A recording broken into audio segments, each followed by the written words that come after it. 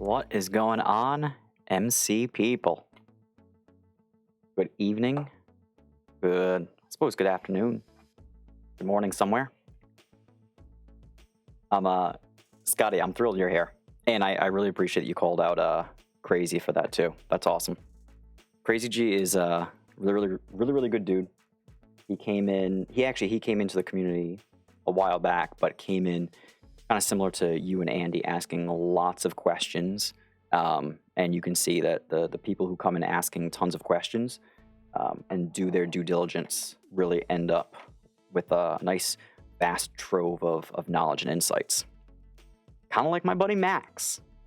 Max is the king of due diligence. Right. All right, so this evening, this stream is a lot more for the playback, not just for the live, because we've got a lot of new folks coming into the community. So really wanted to make sure there's something out there, some content that they can refer to and that you can refer them to as they start to get set up in MegaCryptoPolis. So tonight we're going to walk through MCPHQ, which is a community resource site that's developed and operated by myself and Bitcoin Baller. So everything that we're going to walk through today is stuff that we have farmed as a community and made available to everybody else. So strategic advantages be damned. Everybody can know everything.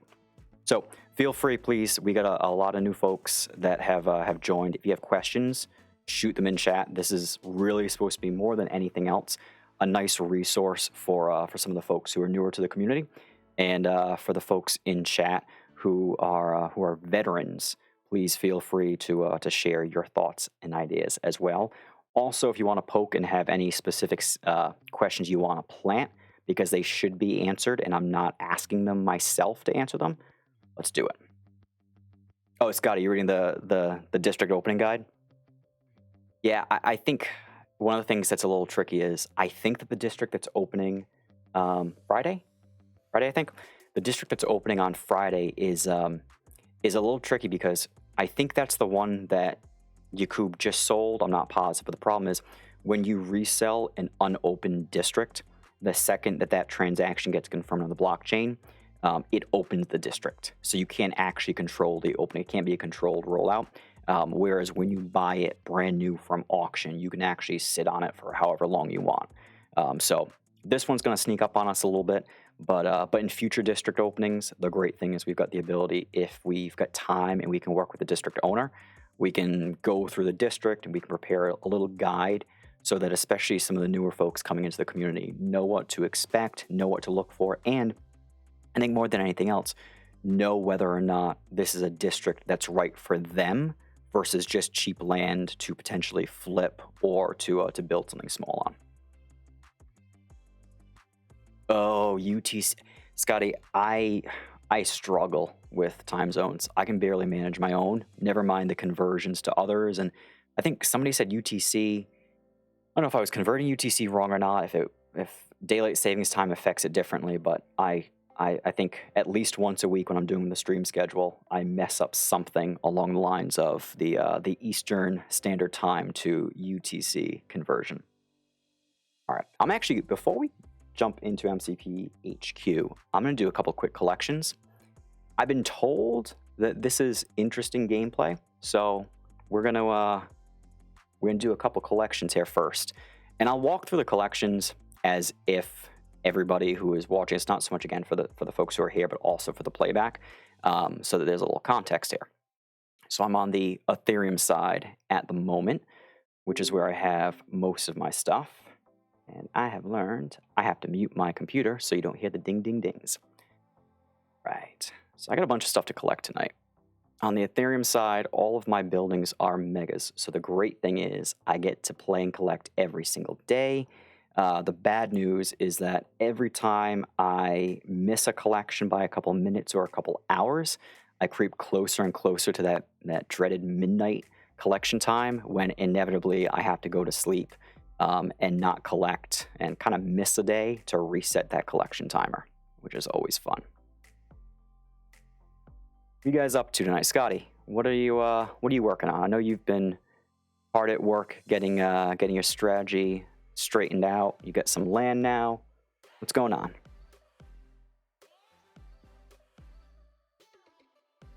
No, Scott, I think people expect me, or they either expect me to stay up for 24 hours, or they think that I just do.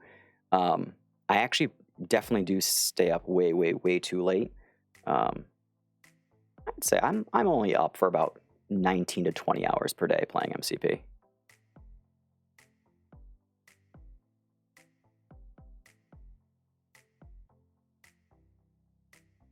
I like that. I like that. So did you buy that land specifically more for location and proximity for Mega World, or for microeconomy buildings?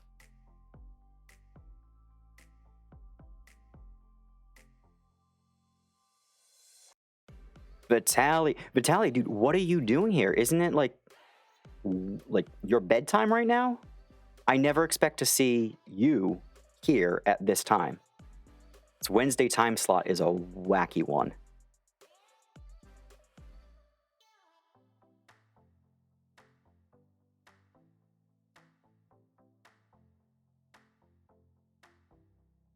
Gotcha. Yeah, no, good plan, Scotty. Good plan. Good plan. Okay, and the nice thing too is if you're going with level 1, 2, you can always build it, use it, produce for a little bit, and then demolish the building later on. All right, so we knocked out what? We got the water, energy, and industrial done.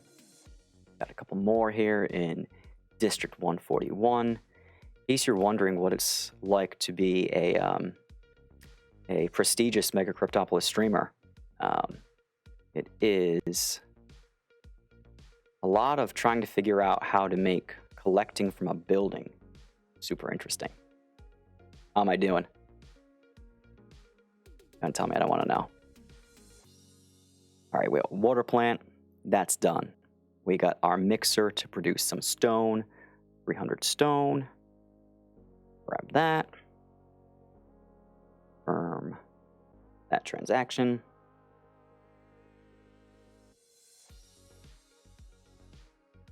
We looked at my citizens as well, and they're all pretty low skill.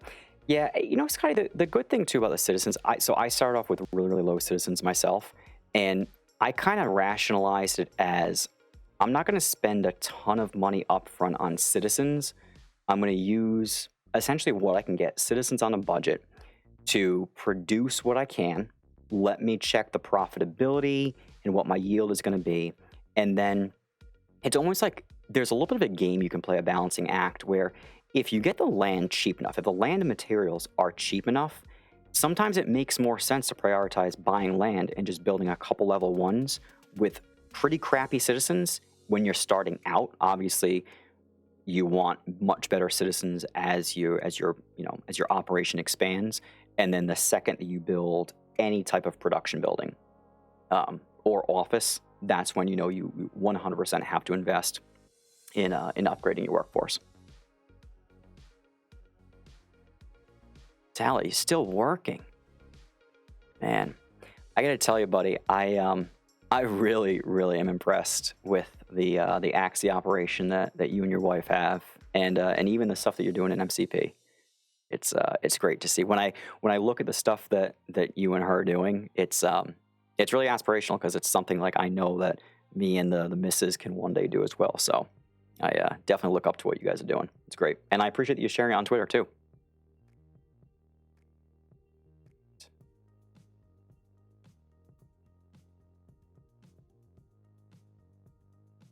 Oh yeah, right.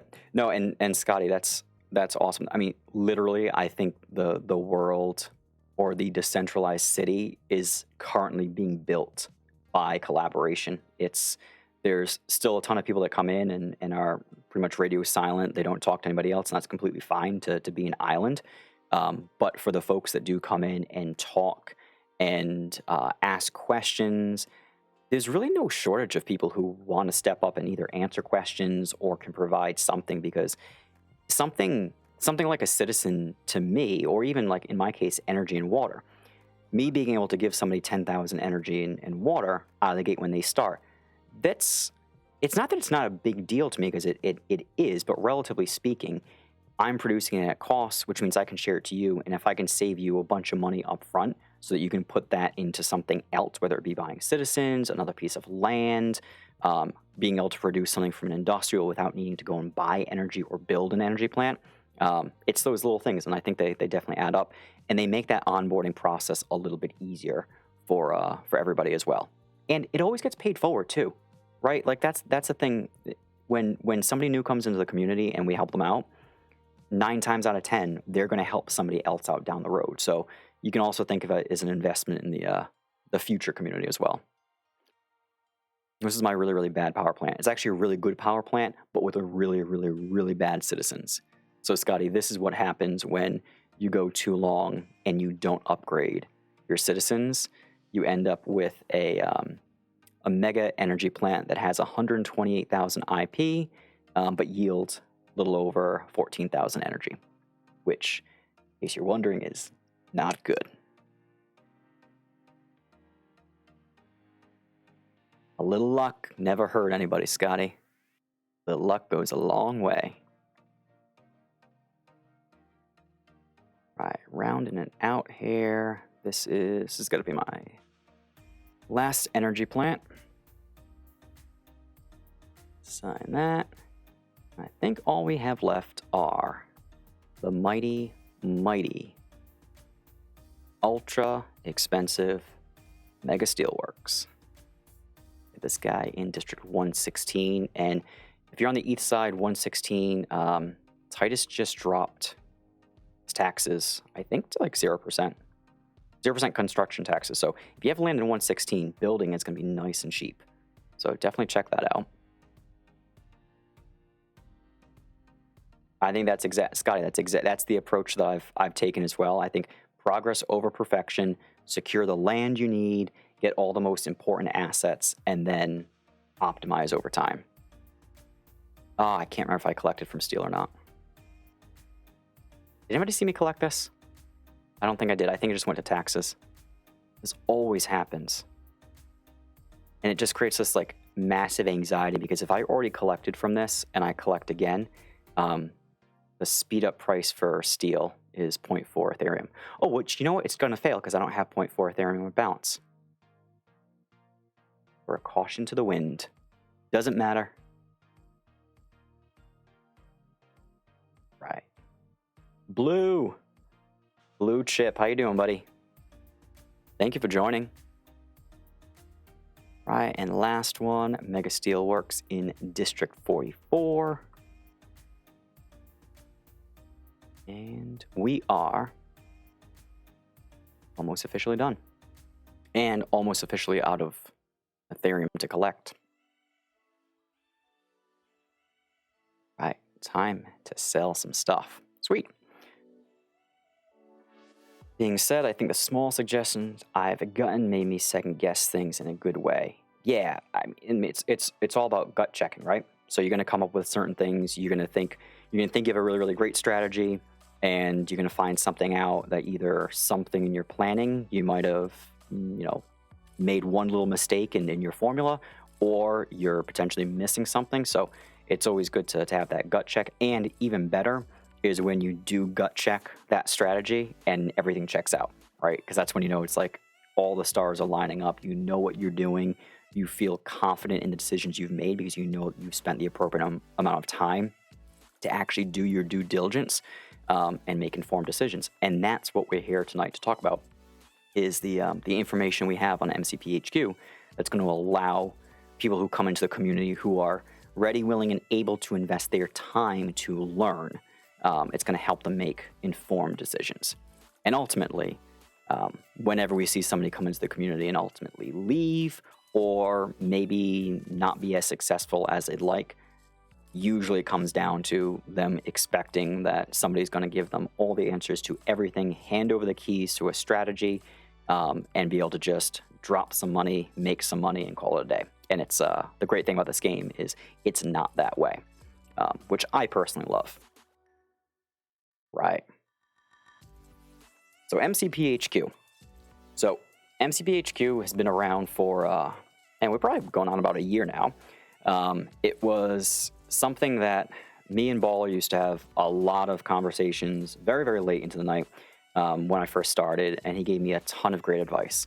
And then I'd sit down and talk to other people, and then he'd give me really, really great advice. But there was always this gap between all the institutional knowledge that that veteran players had and what I wanted to know.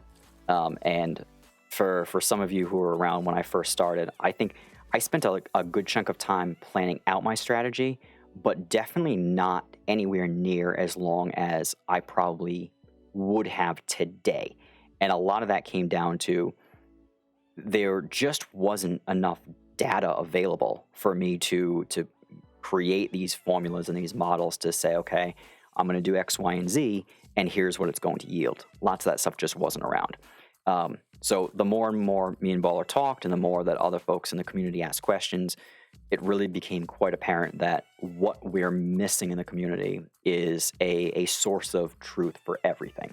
And we're far from having everything here, but every little bit that we uncover in the game, we try to place out here. So this is going to be, until somebody comes up with something more robust, this should be hopefully your unofficial go-to source for everything tied to MegaCryptoPolis, the Mega Token, the World Token eventually, and soon to be Mega World as well. So HQ is broken out into a couple different zones. We're working on essentially making it something that is useful for the existing community. First and foremost, we want to make sure that somebody who is already playing the game, already in the community, has a resource that they can go to answer their questions. And it's not necessarily this is every single thing under the sun is here. It's as we learn more about the game, as we uncover different nuances and mechanics, finding a way to archive that and make it accessible but also consumable to the community, because we are dealing with different languages. We're dealing with different, ages. We're dealing with different levels of experience and skill sets as well. So really trying to create a universal source of truth that that anybody and everybody has access to. So that's our primary focus. And secondarily, there's going to come a point in time when once we've got our own community kind of settled and situated, we're going to want to spend some time really making sure that the folks who are out there outside of our community that haven't joined yet, that when they come, they look up MegaCryptoPolis and Mega World, they have a place where it's almost like it's a section geared specifically towards helping somebody who is not already involved in the game understand what it's all about. So we're working on that, our little learn about MCP section. But for now, we're going to dive right into the Megaverse. So this part of the site is really geared towards just consolidating as many assets and materials as we could, not just the stuff that MCP has created, but anything that has been built by the community. So in theory, the way that we would love for this to function is when you're playing MCP, one of the first things you do is you come over to MCPHQ, open it up, and this is like your companion to everything you're doing. Feel free, drop questions in chat. I'm gonna ramble for a bit, so if anything comes up, just give me a shout, and we can stop and we can talk about it. So the Megaverse area of the site is broken down into a couple different sections. We've got an area where you can actually play, so it takes you directly to the ability to launch the map, either the Ethereum or the Tron side. So if you're really super efficient and you want to just load up the page and then jump into the game, you can.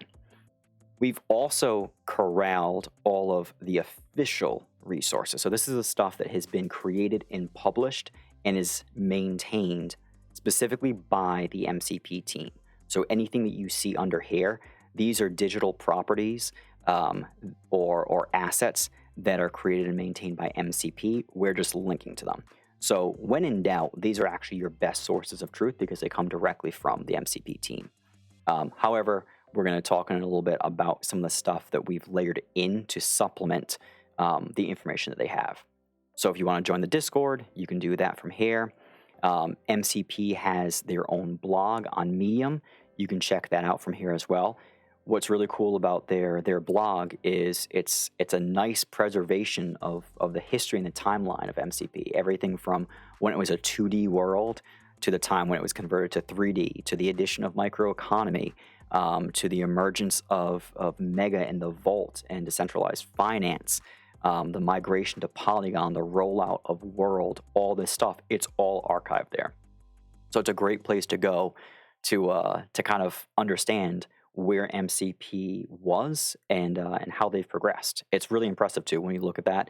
We talk a lot about a game that's been in development for 3 years now, and the blog shows you exactly just how much that game has evolved. The MCP Times is a great asset. This is the newspaper that the MCP team has programmed and developed native to the game itself. This is where you're going to learn everything about the prices of materials in the market, what buildings are for rent, literally anything and everything that you need about what's happening in game and in the broader economy. This is a great place to go. This stuff is all automated. I'm not sure what the refresh cadence is on this, but at least a 24-hour cycle, this stuff is all updating. So there's an addition here for the Ethereum side. There's also an addition for the Tron side. So depending on which part of the map you play, you're going to be able to come in here and you're going to see the same exact information, but broken out for one map versus another. So you've got the global fund, the local funds. This is a particularly interesting view here. If you look at nothing else, I think this is the one place you should always come in and check out, especially before you start building anything. And that's going to be the resources that are produced and consumed. This gives you the best visibility into that supply and demand. Do we have too much new supply coming in relative to the demand to consume? So in this particular case, if we look at Tron over the last 7 days, there's been a little shy of 6.7 million units of energy produced, but 6.9 million that have been consumed. So the consumption is actually exceeding the new supply, which means we, in theory, if this continues to hold, you would start to see maybe a little bit less sell pressure on energy and a little bit more demand, and the price, if it doesn't grow, should at least stabilize in part. Same thing with water. 577,000 being produced, 588,000 that's being consumed. In the last 7 days, there's been a 10,000 unit deficit. So looks good there as well. Creo, what's up, my friend? Random question. But do you know if I play MegaCryptoPolis, will I get a metaverse tag on CoinGecko or CMC? I feel that some new players help the group. Yeah. So this is I don't know what the holdup is on that. I think I saw something in chat the other day because somebody else asked about that very specifically, and they said that they had submitted the update to the CMC team. I don't know about CoinGecko, but they had submitted it and they were waiting to hear back. And then I think it was Eric or somebody said something to the effect of like, well, can you email them again? But totally. And Creo, I think one of the things that generally excites me a lot about the project is everything we have in the game today, the economy, is actually truly based off of in-game demand versus the token taking off and that driving people in, or the token taking off and that driving market prices. So what that tells me is the second that they really get their token marketing, and even Oz brought this up, their liquidity pool management kind of at a better point than where it's at right now, it's a massive tailwind, at least as far as I'm concerned.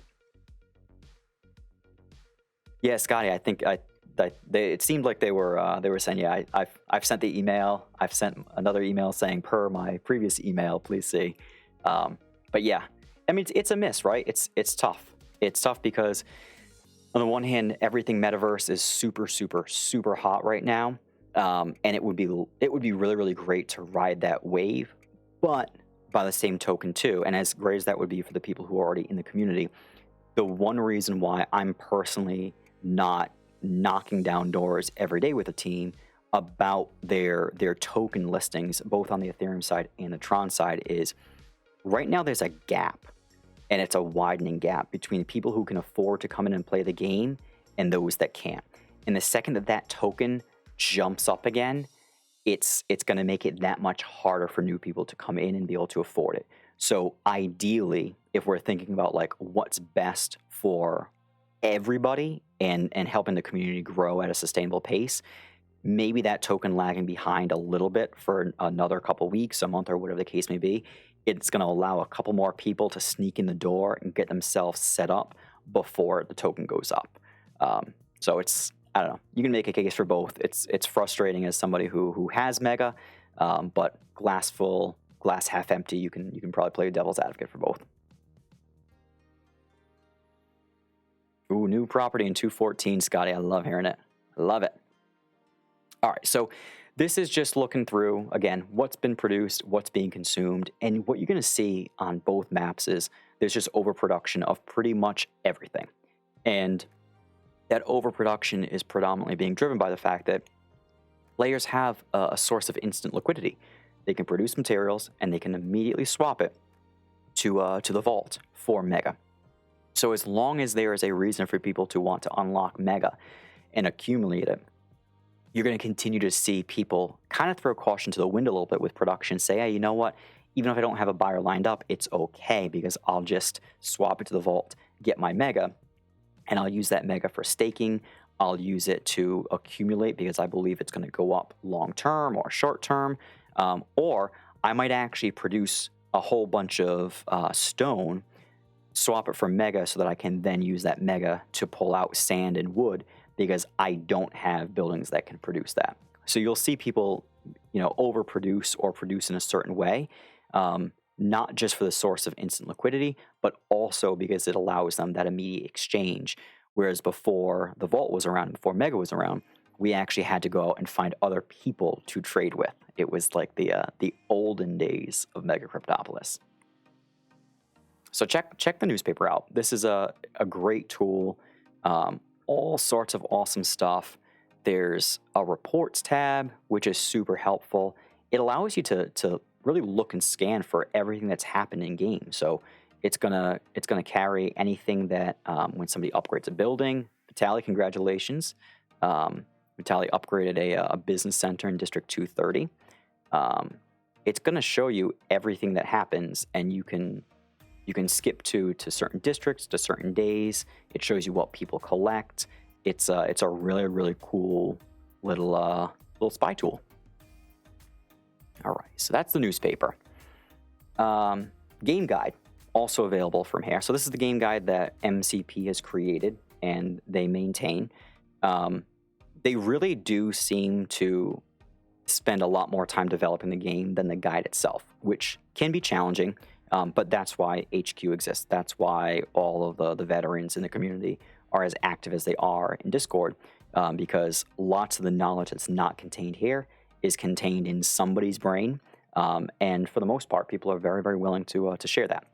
But when all is said and done, this is the best source of truth for somebody to get started. It contains information on what each building does, the purpose it serves, about the multiple districts. There's a lot of really, really good foundational information here. So this is always a place where, regardless of what you plan to learn or where you plan to go, starting here is the best point because this is going to give you that like appetizer view, and then you can come over to MCPHQ and dive deeper into each of these topics. So that is the game guide. Finding cheap land. Isn't this everybody's dream? So MCP added this a little while back, and this is a really, really cool tool. It's a dangerous tool, though, because somebody who's brand new, who doesn't understand what's important to know about land before they buy it, might come in and just grab the cheapest plot and think, great, I'm in, now what? So I'm actually going to spend a little time shortly to show you how to use this tool coupled with a tool that is hosted on MCPHQ that was built by Jericho, to allow you to find the perfect plot of land that fits your budget, but also gut check to make sure that it's going to serve the right functional purpose for you. Yeah, so Scotty says he's noticed that in the in-game market, the price can be lower here, and that's absolutely true. So what this does is this is looking purely at the unsold plots. Stuff that is in districts, it's available on both the Ethereum side and the Tron side, but it's looking for plots that have not been purchased before. Whereas the in-game market is going to have only the plots that have been purchased. It's your secondary market for land. Yeah, so you can always check the in-game and check here. This is your best source for land that has not been purchased before. So you can sort by district. You can also sort by the number of resources. So if you're looking for something specific for energy or water, this is still a prime tool for that as well. Oh, Creo, no problem. I appreciate you asking that question. Yes, it's come up a lot. And for anybody who's viewing this on playback, I'm sure it'll be helpful. But it's definitely something we have to keep pushing on because it shouldn't take that long, right? Whether it doesn't make sense. So the good news though is in the meantime, until that's updated, we don't have to worry about someone coming in, speculating, buying a whole bunch of Mega. People get all excited, rush into the game, throw money at it, buy materials when the market is at its high, and those same people that come in and speculate because it's a metaverse token, they decide, okay, I've made my money, and they dump it, and then the price of Mega collapses again, and all those brand new people are just left so frustrated and distraught because they could have bought 4 times as much as they ended up buying if they had waited until the token price had dropped back down. Double-edged sword for sure. So this is cheapest land plots. I think this is also updated probably every 24 hours. I'm not positive. But what you can do here is this is going to show you the price, where it is. There's a link so that you can jump right to it. And then what's cool that MCP added in is it's also going to tell you how many of each type of building has been constructed in range of this. And why this is important is this is actually going to help you eyeball what the land could be good for. Sebaseek, hey bud, how you doing? So like for instance, this plot right here, it's got 6 residentials in range, 4 offices, 3 municipal. We can tell just by knowing what we know about IP is that this is a phenomenal. This is probably a phenomenal location for a residence or an office. Not a great place to drop an industrial because you're gonna mess up a whole bunch of people's land. Yeah, Seb, the district opening's tomorrow, and I can't keep up with what day of the week it is, what time it is. We've got one. Is the one that's opening first? Is that the one that was just won at auction by Killa, or is it the one that was purchased in the secondary market from Yakub? It's got to be the one that was bought from Yakub, right? Oh, the auction. Oh, I hope it's not the one that was just won at auction because it's a missed opportunity because people are going to go in, buy land, not have a plan, and the district's just not going to be set up for success. At least not as much as it could be if there's a plan going in. Because I know when Yakub sells something to somebody else, it triggers the opening. So that's why I was thinking. I thought I saw that he had sold one of his districts that he hadn't opened yet. But we'll find out tomorrow. Sweet. All right, so that is finding cheap land plots. And the call out that I will say now, and I will always try to remind everybody, is cheap does not mean good. Cheap is cheap for a reason. Cheap is cheap because nobody else has purchased that plot of land. So before you go and buy that plot of land, do your research, identify why it might not have been purchased, and then more importantly, relative to what you need that land to do for you, is it the right plot of land? So we'll circle back to find cheap land, and I'm going to use that in conjunction with a tool on HQ to help the folks who are looking for cheap land purchase cheap land, but in a way that they can feel confident that they're not paying bottom dollar for low quality. The district's overview tool was something that MCP added as well. So lots of stuff links back to, again, it's going to link back to an official MCP digital property. And this is a cool place to come if you're trying to understand what each district has to offer. So when you're looking for land, whether it's your first plot of land, if you're looking for the next place where you're going to build something, this is a cool place to come to look at a couple things. One is just basic district information, the district number, the size, the number of resource plots, the payout rate. So the payout rate in this case, 90 days.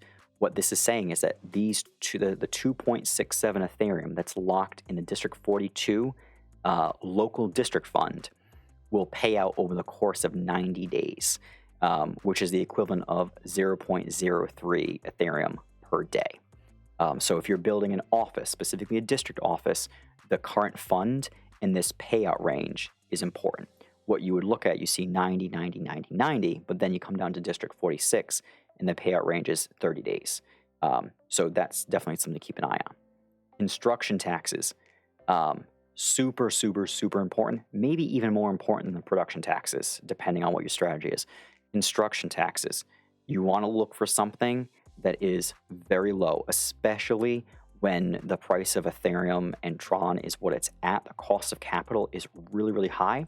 You just really can't afford to be spending an arm and a leg due to taxes.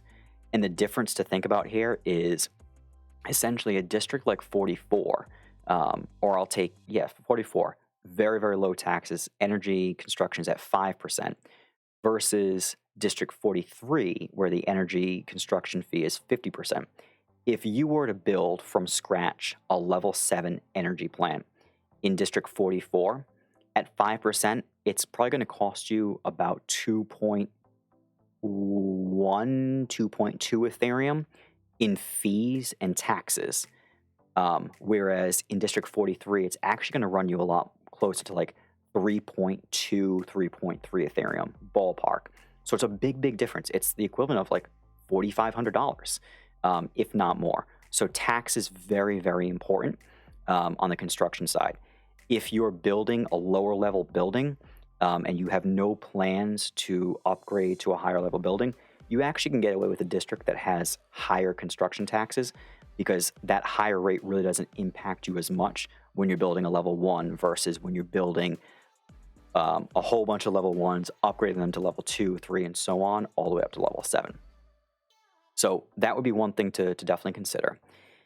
And then on the production tax side, this is what it's going to cost. So when you go to collect materials from stuff that you produce in this district, these are the taxes and fees that are going to get tacked onto your collection. So independent of your construction, what are you going to be getting hit with when you go to produce a new NFT or an asset in that district? So again, difference between like 0 and 5% and a 50 or 100%, fairly substantial, but it really only comes into play in a substantial way with, I would say, steel and concrete. You definitely want low collection or production taxes.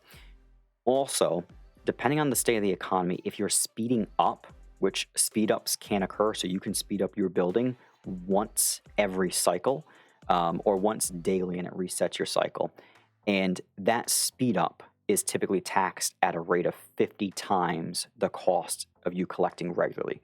So if it normally costs you, I'll use Tron because it's an easy number to work with. If it normally costs you 2 Tron to collect the 1,000 energy from your level 1 plant, if you speed it up, it's going to cost you 100 Tron to collect that 1,000. But you can collect off cycle. In some cases, especially when the economy is booming, that's actually still profitable. And when speed ups are profitable, that's when production taxes matter the most, because it's these taxes, this 50% tax isn't just being levied on that small collection cost. Now it's being levied on top of that massively inflated speed up collection cost. So that's something to keep in mind. My advice for any district owner at this period of time is you have to keep your taxes low. Production taxes you can keep higher right now. Construction taxes you have to drop. If you don't have low construction taxes, you're not going to get people to build higher level buildings. And at the point that speed up starts to become profitable again, drop your production taxes as low as you possibly can, because you will make a lot more getting revenue from speed ups versus keeping your production taxes higher and having people not speed up. It's a big, big difference. All right, so this is the district overview. Great place to go to research a district. This is all objective, unbiased data that MCP is compiling directly from the game. Kevin K. Now it's a party. Hey, buddy. All right. And the last piece here of the official MCP resources is reporting a game bug, which does happen. This will bring you right to the MCP support station, which it can be hit or miss. So submit a new support ticket, but know that all we're doing on MCPHQ is just linking you directly to this site. We have no part in the process of resolving or updating.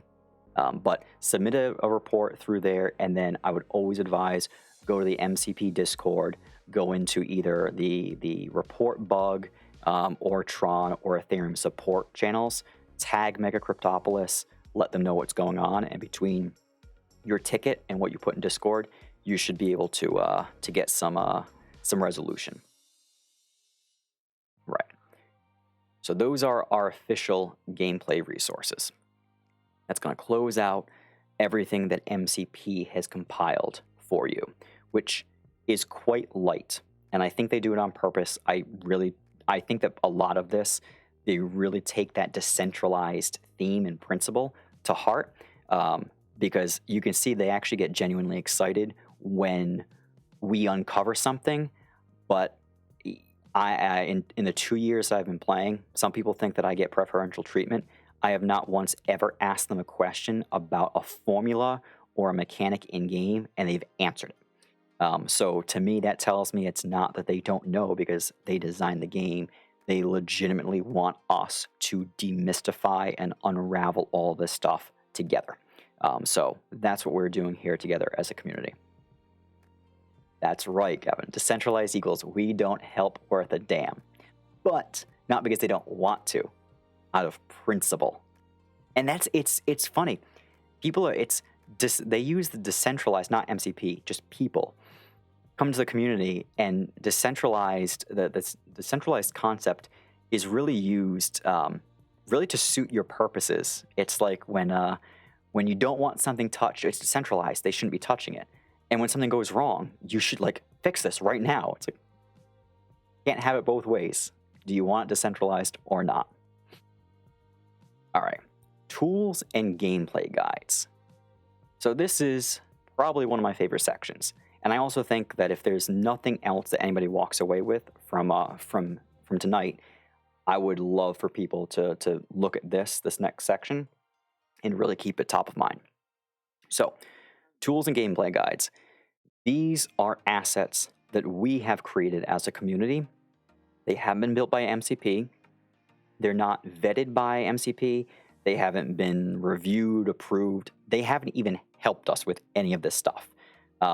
Not for lack of trying. We did initially try to solicit their support on some of the data calls, and that did not happen, which I can totally respect, by the way. I'm not complaining. I actually appreciate what they've done. So the first thing we're going to do is we're going to look at the land plot surveyor. And I got to pause here. Land plot surveyor is a really, really cool tool that was built by Jericho and Ivan. And all the information is here. I would say, too, if you use this tool, their information is here, the wallet's here, drop them a couple Tron. It goes a long way. They did all of this and made this tool available to everybody, and we're super psyched. So the land plot surveyor really exists to help somebody understand what they should or could be using their land for.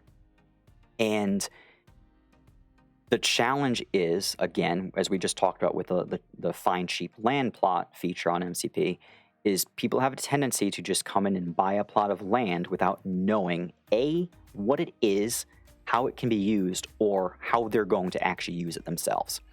And therefore, the land plot surveyor in its current state, in its beta format, is intended to help answer the question, what should I do with this plot of land? So we're going to simulate here.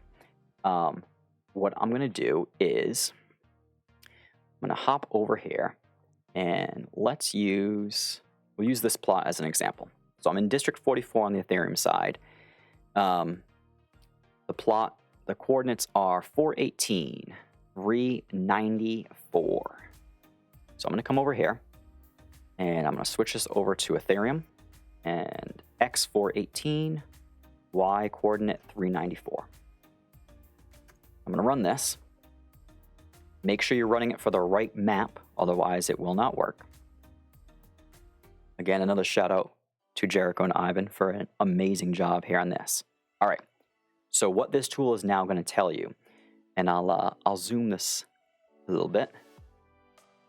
What this tool is going to tell you is that the best use for this land right now in its current state is for industrial. And if you were to build a level 1 industrial building, either a smelter or a mixer, your IP without doing anything else is going to be 585, which is really, really good. That's 585 out of a max of 625. So your IP efficiency is going to be 94%, which is exceptional, especially for a plot that's just like a random plot that we picked. So that's pretty cool. So if we flip back over to here, what this is saying is if I were to build a level 1 industrial building, either a mixer or a smelter on this exact plot right here, my IP is going to be 585, which equates to a 94% efficiency. It's not taking into consideration if somebody builds another building within range. It's just looking at exactly what it sees right here and now when you hit submit. Seb. Yeah, Seb, I gotta upload stuff to YouTube. I have to upload stuff to YouTube, and I have to figure out how to edit. And more than anything else, I have to figure out how to make this not look like it was just all thrown together. And admittedly, I opted to stream versus pre-record because I felt as though I could get away with uploading streams to YouTube, and everybody who's watching it kind of goes into it understanding, hey, you know what, it wasn't pre-recorded, it was live, the production value is what it is for the stream, and I'm not expecting fancy transitions and stingers and captions and all that stuff. I just have to personally get comfortable with putting a product out there that I feel less than amazed by. So keep pushing on it. Yeah, streamer, I like that. I like that, Scotty. We're gonna get there. I'm literally gonna have to do it within a couple of weeks anyways, because my VOD playbacks are gonna, I think, what is it, 14 days they keep them, and then they say gone. All right, so Land Plot Surveyor, perfect tool for saying I've got this plot of land, I either own it or I'm thinking about buying it. What could I use this for? And what this also tells us is, just like this is a really, really good spot for industrial, it's a pretty good spot for production. It could be better, it could be worse. Not really a great spot for municipal. Not a good spot at all for office. Commercial, forget about it. Residential, whatever you do, do not build a residential here. And you can see there's some warnings that pop up. So this exclamation says, this is a good one, warning, there are 21 industrial, production, or energy buildings in this zone that are gonna hurt your IP. So under no circumstances build a residential here. All right, we'll do one more. And what I'm gonna do this time is, instead of going to the map, we're gonna go directly to MCP on this one, because we're gonna use the Find Cheap Land Plot tool that MCP built. So I'm gonna show you how to use this stuff side by side. Yes, Scotty, that's a great point. I think that the challenge is there's not a lot of stuff out on YouTube just to capture anybody's attention, and the stuff that's out there is pretty old, so it doesn't really even capture the evolution of the game. So I appreciate that. Thank you. All right, so find cheap land. All right, so we're gonna find cheap land. And so let's go. This plot right here, it's perfect, right? District 124, it's only 0.082 Ethereum. Let's check out how good this plot may or may not be. So coordinates are right here, X183, Y208. 183, 208, and submit. All right. This is interesting. This is actually, what this is telling us is that this plot is not just phenomenal for office, but also really good for pretty much everything except for residential. So we're going to jump to this plot, 183,208. 183,208. What do the green up arrows mean next to the plot you're focused on? Great question. The green up arrows are going to pop up when the plot is unowned or unsold. That means that these plots, essentially, when you purchase, if you were to purchase this plot, any plot that has the up arrow is going to be impacted by that purchase, and the price of that plot is going to go up. So what you're going to see is any plot that's already owned, you're not going to see that arrow. It's only going to be for the plots of land that have not been sold. So if you look down at Street View, you can see that it's here, but it's not on this plot. Oh yeah, it's great, right, Scotty? When somebody buys land near you, that's great. All right, so let's check this plot out. I forgot what the coordinates were. 183,208. Oh, I jumped it. It's this plot. Oh, sure. Okay. All right. So what is so great about this plot? All right. So it's got offices in range. Yep. All right. Makes sense. So what this is telling us is that this plot is first and foremost going to be amazing for an office. It would have been good for energy if there was a resource plot, but because there's no resources on this plot of land, you can't build energy there. But it's also going to be really, really good for municipal, production, industrial, or commercial. And what this is saying is, hey, before you go and build this production building, be careful, because if you do, you're actually going to hurt some residential buildings that are nearby. So it's trying to not just give you visibility into what you can do to help yourself, but also what you can do to avoid hurting other people. And Scotty, so what Scotty's talking about is getting the residual. So when somebody purchases a land plot, within 3 plots of a plot of land that you own, you are going to get 12.5% of the original purchase price of the land back. So I'm going to keep using Tron. I use Tron because it's nice, easy, round numbers. If you buy a plot of land for 1,000, or when your plot of land was purchased, it was purchased for 1,000 Tron. When somebody buys a plot of land that's unsold within 3 plots of that land that you own, you're going to get 12.5% of your 1,000 Tron. That's going to occur every time somebody purchases an unsold plot of land within 3 plots of your plot. So in theory, if somebody buys, if you buy the land first, and then somebody buys all the land around you, your land is going to be paid for, and you're going to end up making more from the nearby purchases than you would than what you actually bought the land for. So especially in district openings, sometimes you can really get lucky, because if you buy early enough and cheap enough, you get that money back. The key, though, is it's 12.5% of the original purchase price. So if you buy a plot of land for 300 Tron in a district opening, every time somebody buys a plot of land near you that hasn't been sold previously, whether it's the same day or 3 years from now, regardless of the price of that plot, you're only going to get 12.5% of your original purchase price. So it's not like you buy a plot for 300 Tron and then you start making 1,500 Tron every time somebody purchases land near you. You're just getting 12.5% of that 300 Tron. So this is our land plot surveyor tool. Again, built by Jericho and Ivan. It is awesome.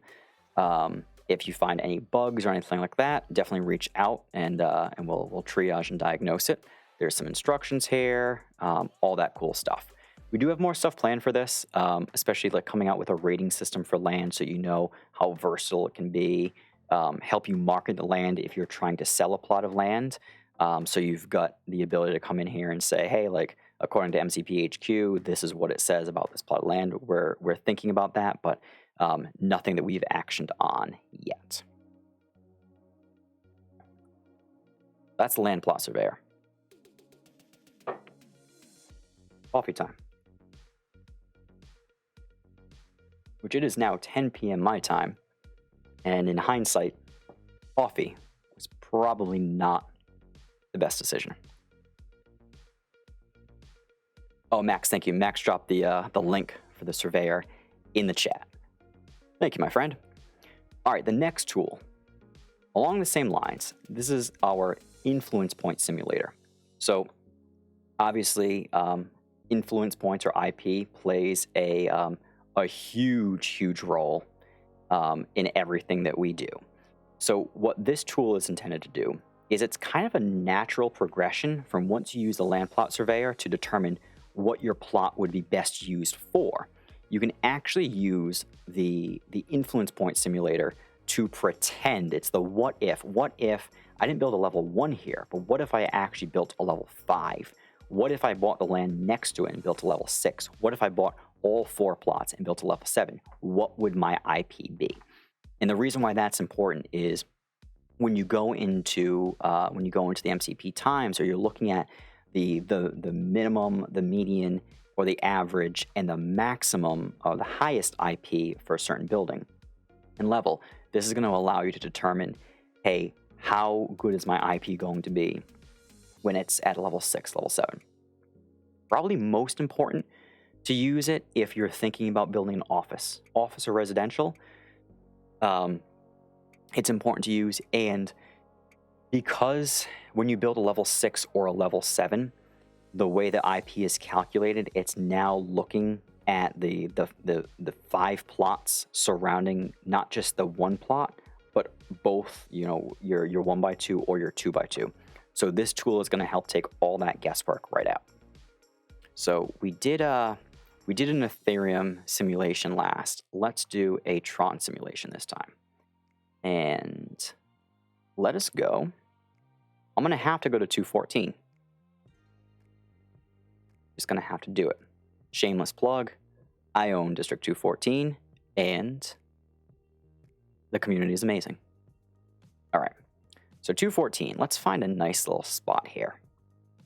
Okay. So we're going to go and we're going to look.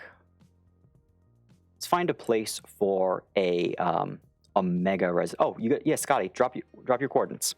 Let's check it out. We'll check out the surveyor and then the simulator as well.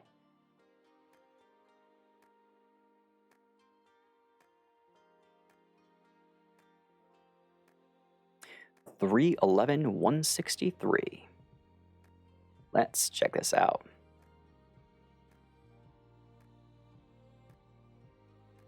Ah, yes.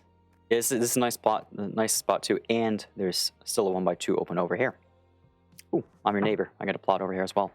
All right, so my man Scotty, he's got a plot here. Now, Scotty, the one thing about this is it's going to be a weird example because there's really nothing built around you. You might not actually even have anything in range. 1, 2, 3, 4, 5 plots. 1, 2, 3, 4, 5. 1, 2, 3, 4, 5. Okay, so this spot, the good thing is that this spot could essentially be used for whatever you wanted it to be used for, and there's nothing to hurt it. There's also nothing to help it. When we zoned this originally, this was really supposed to become predominantly an office and residential area. With what you have, though, it's perfect. I'm glad you bought it with a custom building in mind, because it would be much better for a custom building versus an industrial. But you could build an industrial there temporarily, and you wouldn't be hurting anybody, and you'd be able to produce some stuff. So let's simulate it. We'll use the land plot surveyor and walk it through. So there's an actual example. What did we say it was? It was 311,163. Right. So we got it set to Tron. 311. 163. Mixer, yeah. Makes sense. All right, so your IP here is going to be 48% efficient, so 300 out of a max of 625 for industrial.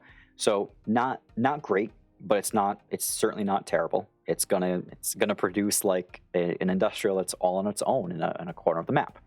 But you're also not gonna hurt anybody by doing it. So no, I like the idea of dropping industrial there for the time being. All right, now what we could do is, Scotty, we can take that plot, and now what we're going to do is we're going to look at this and we're going to say, hey, you know what? Let's pretend you were going to build a level 7 business center, because like our buddy Kevin K, you realize that the real key long term to continue to expand and build, even in a bull market when the price of crypto capital is through the roof, is to have a daily source of passive income coming in to fund your collections, to fund the purchase of land, more citizens, and all that stuff. So let's pretend that you're going to go the Kevin K route, and the first thing that you're going to build is going to be a level 7 business center. So we're going to flip back over from the land plot surveyor to the influence point simulator. And I hope for the people who are watching this, and also the people who are going to be watching this on playback, I don't know how to make this fun. So hopefully when you're looking at this now or looking at this later, the what you're getting and you're learning and you're taking away from it is going to overcome the fact that this is a very dry topic in most regards. Unless you're a nerd like me and you just dork out over this stuff. All right, so Scotty, here we go.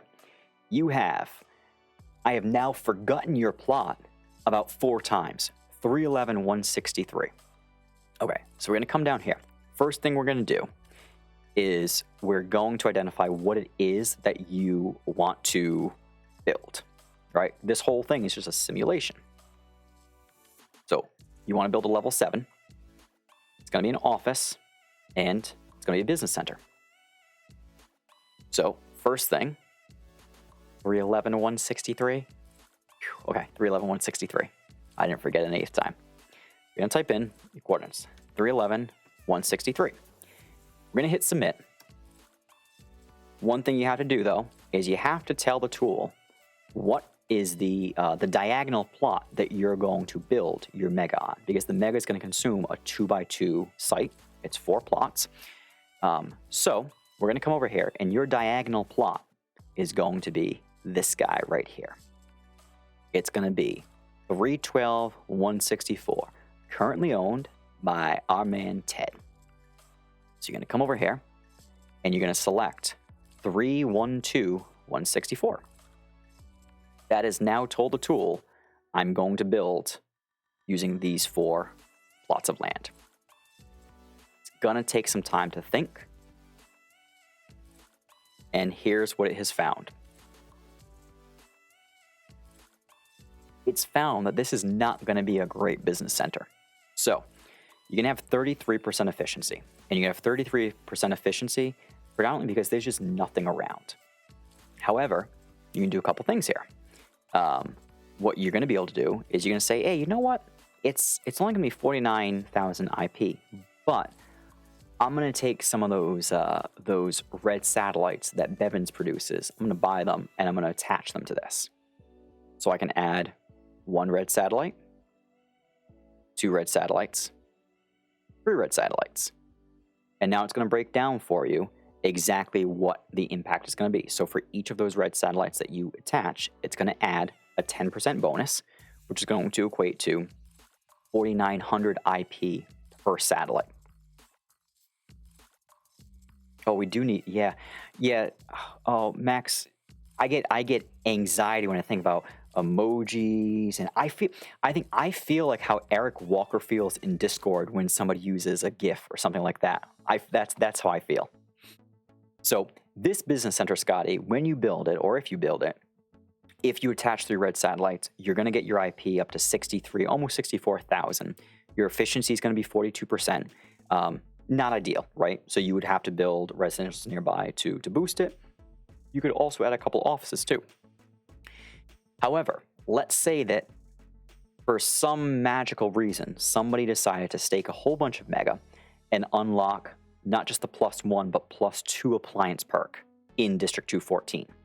You can now come in here and you can say, well, I've got 5 appliance slots. I can add 2 more red satellites. What would that look like? Now you're up to 49% efficiency. Your IP is going to be 73,500. So this is going to allow you to kind of take different scenarios and map them out. There's support here, so if you have a POI, you can check the box, and it's going to eliminate any of the negative IP coming from an overabundance of offices, all that stuff. So this is a great tool to say, from the point where I develop my level 1 to my final state, whatever that's going to be, whether it's level 5, level 6, level 7, how efficient is my building going to be in terms of the surrounding influence points?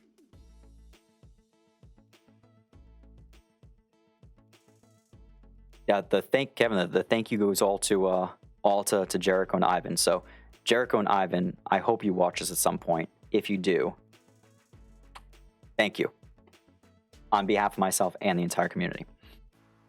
So this is our influence point simulator. And I would say, like, this is one of those tools that before you build anything, there's really no reason not to take a couple minutes, go to the land plot surveyor, run it, make sure you're using the land before you buy it for the right purposes. Use the influence point simulator to make sure that all of your calculations are correct, especially if you're trying to, if you're looking to understand, like what the difference is going to be, whether you attach appliances or not. This is going to be a great tool to do that. Right. We'll swing out, and this is probably going to be the place where we spend the most of our time, the building and construction guide. So this is the newest part of the site. There were a lot of people who contributed to this. I really want to call out one person who pretty much made this page possible, but that person also seems to really like not getting credit for anything. So I'm not going to call out who that is, but know that I appreciate and love you. All right.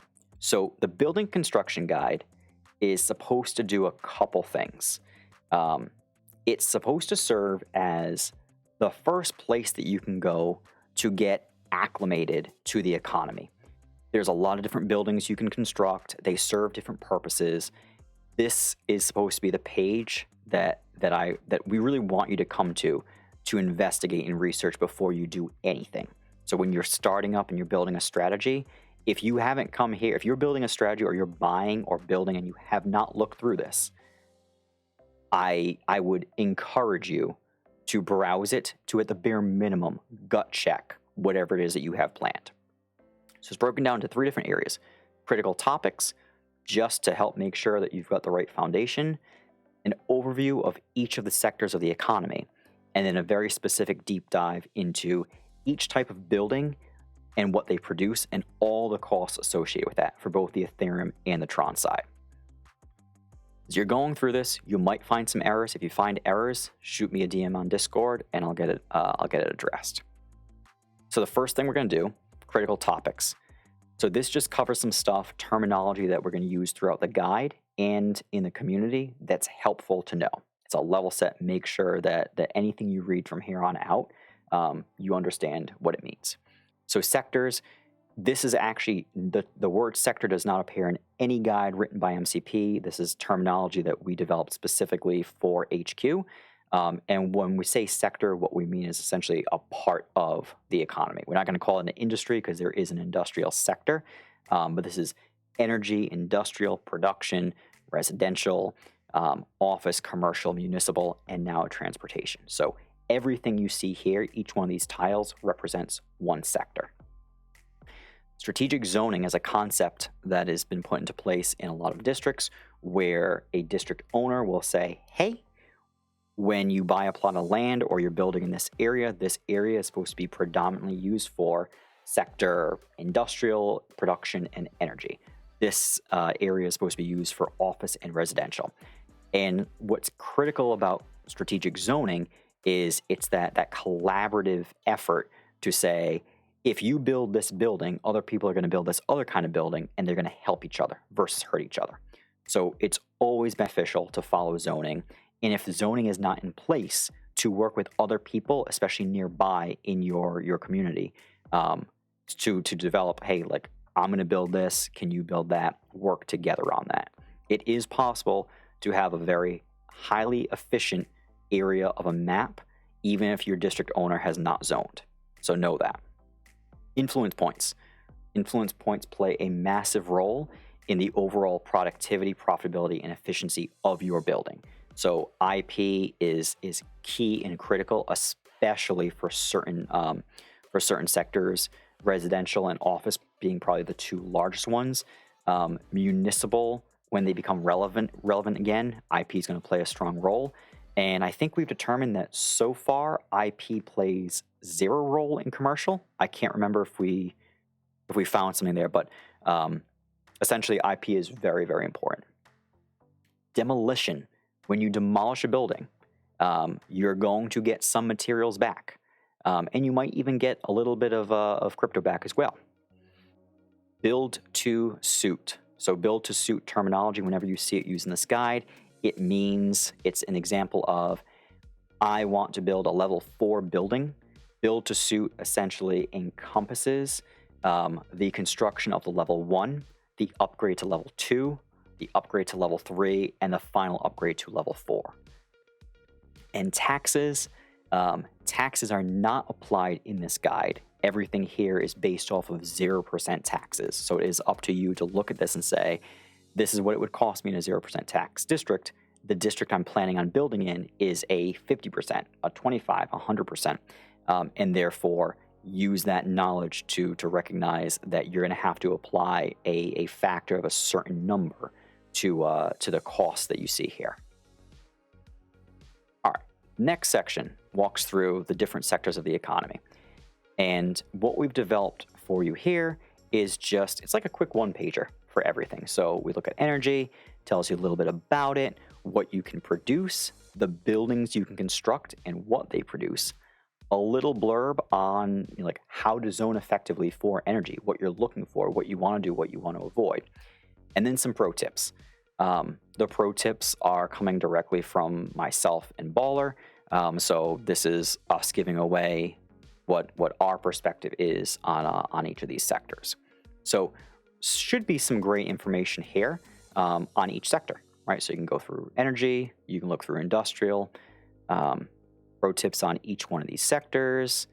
Great place, again, just as a starting point. It's not going to tell you everything, but it's going to help you understand the role that each of these sectors plays in the broader economy, but also relative to each other. And then the last part of this guide, which it's where all the information is the construction and building overview. So this is where all of the information, I think that the vast majority of time that I spend on the site when I'm using it for myself is all in here. And what this is you can click on one of these tiles to bring you to a specific sector. So if you want to investigate energy, you can come down here, and this is going to start to explain everything you need to know about constructing an energy building. So what sectors are going to help boost the energy, the IP of your energy building? It's industrial and production. So industrial and production buildings help boost the IP of your energy. And it's not every single industrial and every single production. It's the first 5 industrial buildings and the first 5 production buildings. After that, everything that's built, buildings 6, 7, 8, and so on, play no role.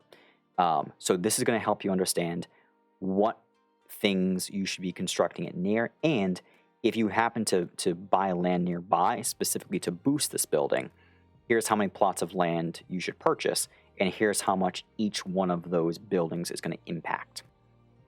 What sectors will hurt your energy buildings? So in this case, the first 5 buildings that are built near your energy that are also energy buildings are each going to take away 75 IP from your level 1, which means that your IP can actually be 0 if you have 5 energy buildings nearby and nothing else.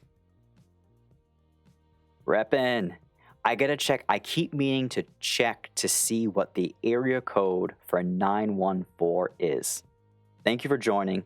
I love the questions and what you're bringing to the community, and I appreciate the shout outs too, because you've had some very complimentary stuff to say about me as well, and I always appreciate that. Yeah, 914. I'm thinking in my mind. I'm going through my phone of all the scam calls that I get over the course of a day, all the different area codes. I know New Jersey really well. We get a lot of stuff from New Jersey, Texas. I get all that stuff. New York, I think I get 971. New York, okay, 914. Awesome, sweet. All right, so we come through here. Gives you a little bit of a blurb so you can try to translate this table. This guide is very table and grid heavy, and it was done that way specifically so that you could easily extract information out as well. The next part here is going to tell you which traits are most important for your citizens when you're staffing an energy building. Which, Max, ironically, see, I said I was worried that I was going to have to go back and change this when Eric corrected me, but apparently I wrote this correctly in the guide, but have just been applying it incorrectly the whole time. So for an energy building, you're going to want, first and foremost, citizens that are high endurance. And as a secondary stat, the next most important is going to be agility. Next part here, and this is everything we go through. This exists for every single sector. So an energy plant, it's going to show you a picture of each one of the plants. It's going to tell you, hey, don't be dumb. You can only construct an energy plant on a plot of land that has a resource. And for those who might be wondering, well, how do I find out if my land has a resource on it? You can click over here on the mini-map, this resource overlay, and it's going to toggle to this view. So if you have a plot of land and there is a number on it, that is the abundance of resources that you can find. You can also click on the plot and look up over here, and if it says there's a number in resources, that's how many resources. So any plot of land that has a number on it, you can construct either an energy plant or a water plant. Now, when you're building a building, one of the challenges, especially up front when you're trying to plan something out, is you're trying to understand how much is it actually going to cost you to build to a certain level. Whether it be level 1's easy because you buy the plot of land, you can just click build and it will bring that right up. But you don't have any way of understanding, okay, well, after I build my level 1, how much is it going to cost me to upgrade to level 2, to level 3, and so on.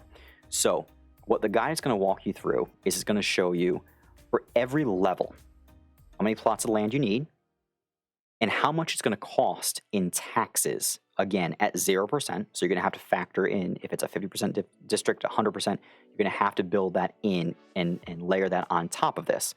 But your base tax is going to be 0.0029 Ethereum for a level 1 energy building. On the Tron side, that exact same building is going to cost you 45 Tron. And this brings up an interesting point because you could also, if you're trying to figure out Ethereum versus Tron, at some points in time, one map might make more sense than another. If you're on a lower, if you're a little bit more budget conscious, this is a great opportunity to convert this 0.0029 Ethereum into your local currency. Same thing with Tron, and this is going to help you understand how far your dollars can go on both chains. And then to construct a building or upgrade, it's not just the cost of Ethereum or Tron. There's also materials required. So this part is going to tell you how much wood, sand, metal, stone, brick, glass, and steel or concrete you're going to need to execute or construct that level.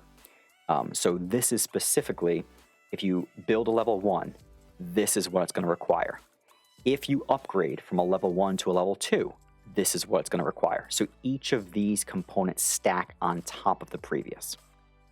What you can do, though, we talked about build to suit, is if you know what level of building you want to build to or you're going to build, you can come down here to build to suit, and build to suit contemplates and factors in that when you build a level 3 building, what we show you here actually has to incorporate not just the cost of the level 3 upgrade, but also the level 2 and the level 1. So this is all stacking and accumulating on top of each other. So if you want to build a level 3 energy plant, it's going to cost you, at the bare minimum in taxes, 0.0682 Ethereum or 1,024 Tron. You're going to need 2,031 wood, 1,160 sand, 479 metal, but you don't need stone, brick, glass, steel, or concrete. So that's good. So you can use this to understand exactly how much capital and resources you need to build. Yeah, Kevin, that's a great point. Before POIs came around, the monuments and the landmarks, energy was tough. That IP was, it was very, very rare to find a single energy, especially like a level 1 that had even any positive IP. It was always just flat 0. Yeah, POIs were a game changer for a lot, but especially energy. All right, the next part here for energy production is now we've given you the information about what you need to build a building and upgrade it. But now let's talk about what you can actually produce in that building. So this is going to walk you down, and it's going to say for your building level, so whether it's level 1, level 2, 3, 4, 5, 6, and 7, this is going to tell you what you can produce at that level and what your potential yield is going to be, what it's going to cost you in Ethereum or Tron, plus what other materials you're going to need as a prerequisite to collect. So in the case of energy, energy doesn't require anything to collect besides a little bit of Ethereum, a little bit of Tron, base building block of the entire economy. So what this says, the way to read this is a level 1 energy plant has a collection cycle of 7 days. So every 7 days, you can collect from your level 1 energy plant. You can staff it with 1 citizen and it will still produce. You can get away with it. Your yield's not going to be as good. Or you can staff it at most with 2, and that's going to give you the best chance of having the highest yield possible relative to the stats of your citizens, your IP of the building, and the amount of resources that you have on that plot of land. Your output, in this case, is going to be energy. And at the least, you'll get 1,000 units of energy. At the most, you'll get 5,000. So that's going to be determined a lot by your IP, the strength, or I guess the quality of your citizens, and then the abundance of resources. So if it's a 1 resource plot versus a 10, you're going to get a lot more from a 10 versus a 1.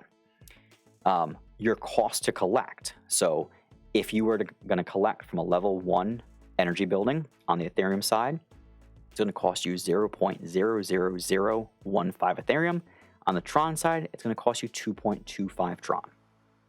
And so we can run down, and what you're going to see is at each point as you upgrade, you're going to need more citizens, which is an important expense to factor in. Your yield is going to increase, but what you're going to notice is your minimum and maximum yield don't actually increase all that much as you go from level 1 to 2 to 3. The thing to factor in, and it's a little bit below here, is because your cycle time is shorter, you can get more collections in per year. So the value that a level 2 brings over a level 1 is the fact that it can outproduce in a single collection by about 10%, but over the course of an entire year, how much more energy can you get from that versus level 1? So you can see as each level goes up, how it's going to change, and you essentially go from having a level 1, which can produce between 1,000 to 5,000 units of energy, to a level 7, which, if it's really, really bad, it will only produce 4,400 energy. If it's really, really good, perfect, it's going to produce 22,143 energy. And what you will notice too, and this is super important, is your cost does not change. Your cost does not scale with the level of the building. So one of the beauties of a level 7 or even just a higher level building is your maximum yield can increase. You can make more collections per year, and your cost basis on your actual overhead, what it costs to produce those materials, that yield stays fixed. So as you yield more, what you're putting in to yield that incremental doesn't change. So Scotty asks, so does it stay pretty true that level 2 to 5 are semi-unproductive? Scotty, I have a very specific opinion of that, and I don't know that everybody would agree with it, but I would tell you my personal opinion is take a step back. When I'm building something, I will staff it at level 1. I will not staff it again until I upgrade to level 6, and I might not even staff it until level 7. And the reason for that is the cost to acquire the additional citizens, even if you have them, just the opportunity cost of using them in that building versus another building, um, it doesn't. Sometimes it doesn't make sense to buy citizens as you go to staff a level 2 or a level 3 or a level 4 building. I personally wait until I get to my destination level and then staff them. But I also have the luxury of doing that because I already have a supply chain. I can be producing stuff. I'm not wholly dependent on that building. But the way that the mechanics are set up, your level 2 through 5, I would say level 6 serves a strong purpose. Level 1, lots of people think are a little bit overpowered. They can be. But when the economy takes a downturn, level 1s are not good. Whereas level 6 or level 7, it's a lot more resilient. So when you're thinking about what levels to build, I would always suggest build or buy land with the assumption that one day you're going to want a level 7. So if you can, try to purchase land in a place where you can buy those other 2-3 plots, because aspirationally, you may look at your budget and you may not have the money for it now, but there is going to come a point in time that you're probably going to wish that that building wasn't stuck just going to level 5 because you only have one plot. You're going to want to have had a second plot nearby to at least upgrade to a level 6, if not a level 7. Vaccination, hey buddy. What does 5 resources or 2 resources mean? Does it make it 2x or 5x production? So the 5 resource versus the 2. So let's jump to the map and I'm going to show you. So what he's asking is essentially this plot here that says it's 5 versus this plot here that says it's 2. What's the difference there?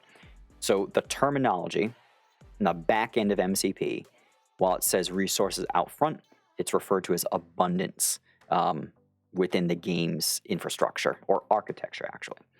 I can't tell you for certain what the correlation or impact is, vaccination, but what I can tell you is definitively a plot that has 2 resources. If you build the exact same building with the exact same IP and same citizens, and you drop one on a 2 resource plot and one on a 5 resource plot, your 5 resource plot is going to outperform it every single time.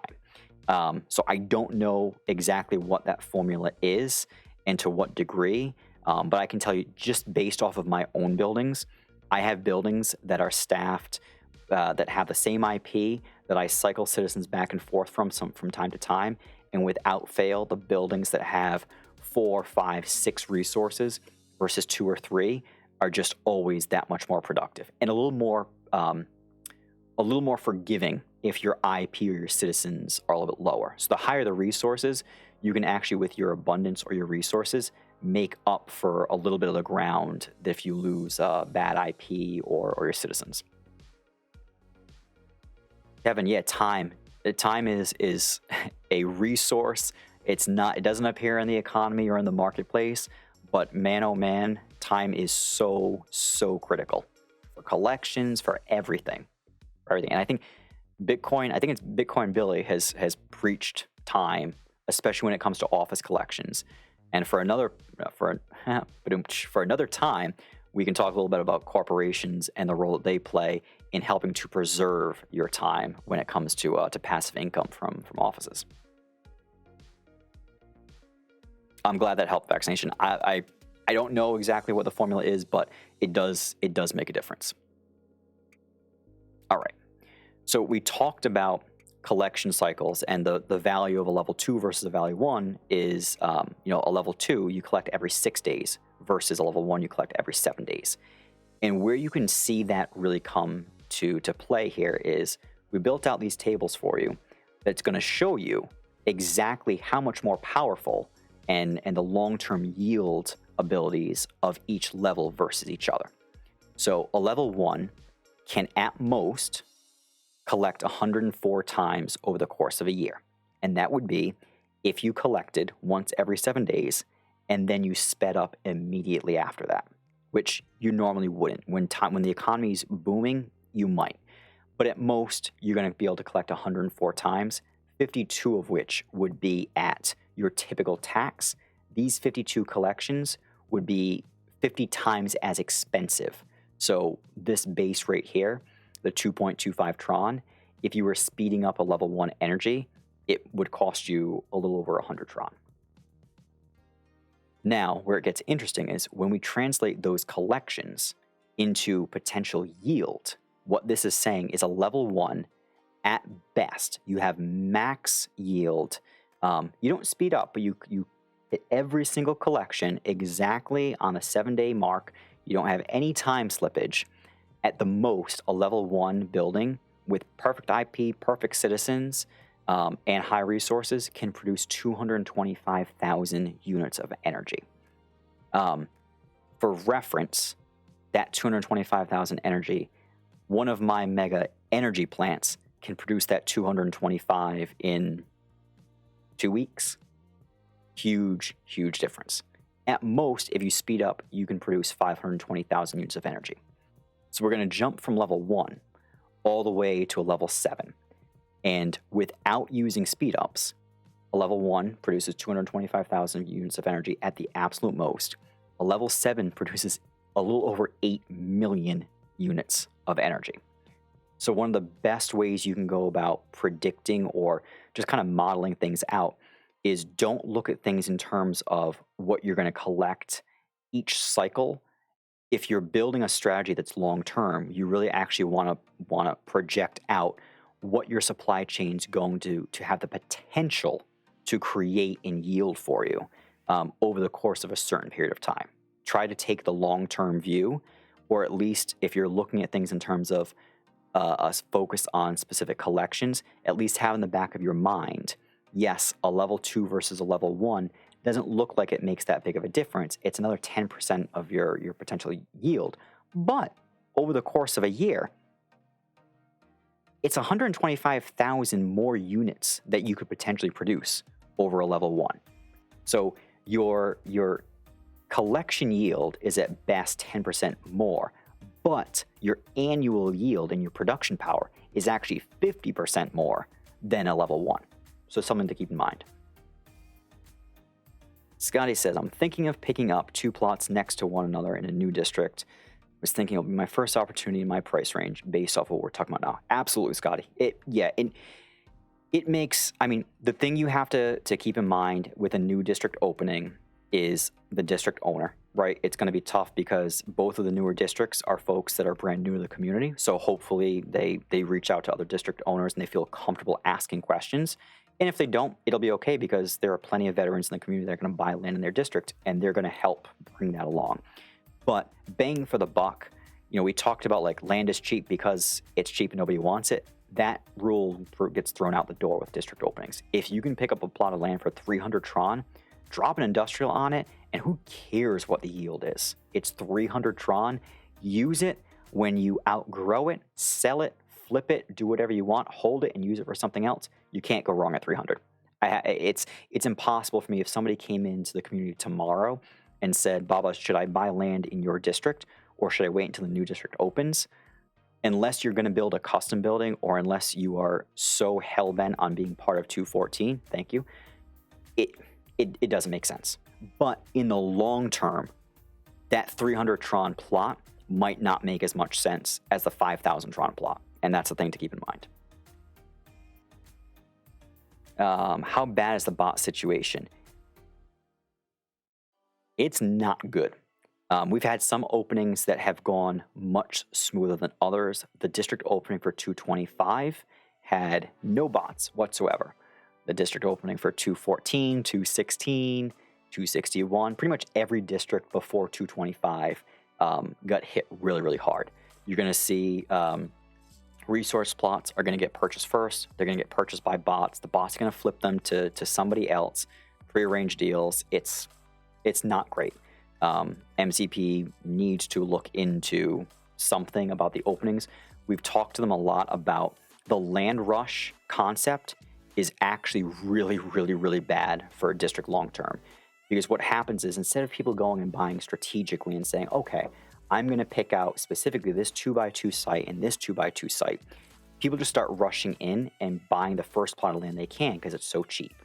And what happens is now on day one, you get 300 people that all own different pieces of this puzzle.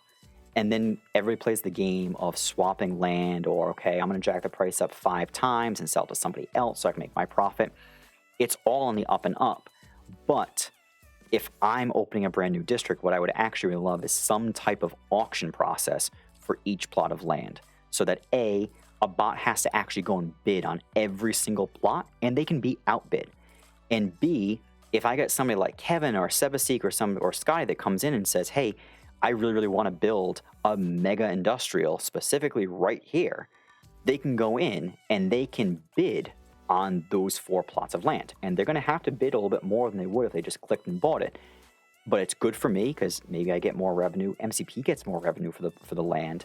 And now you can actually strategically compile plots versus just an all-out land rush. Yeah, exactly, Scott. Like, you maybe buy it now for 1,000, right? And as auctions close for other plots, it increases.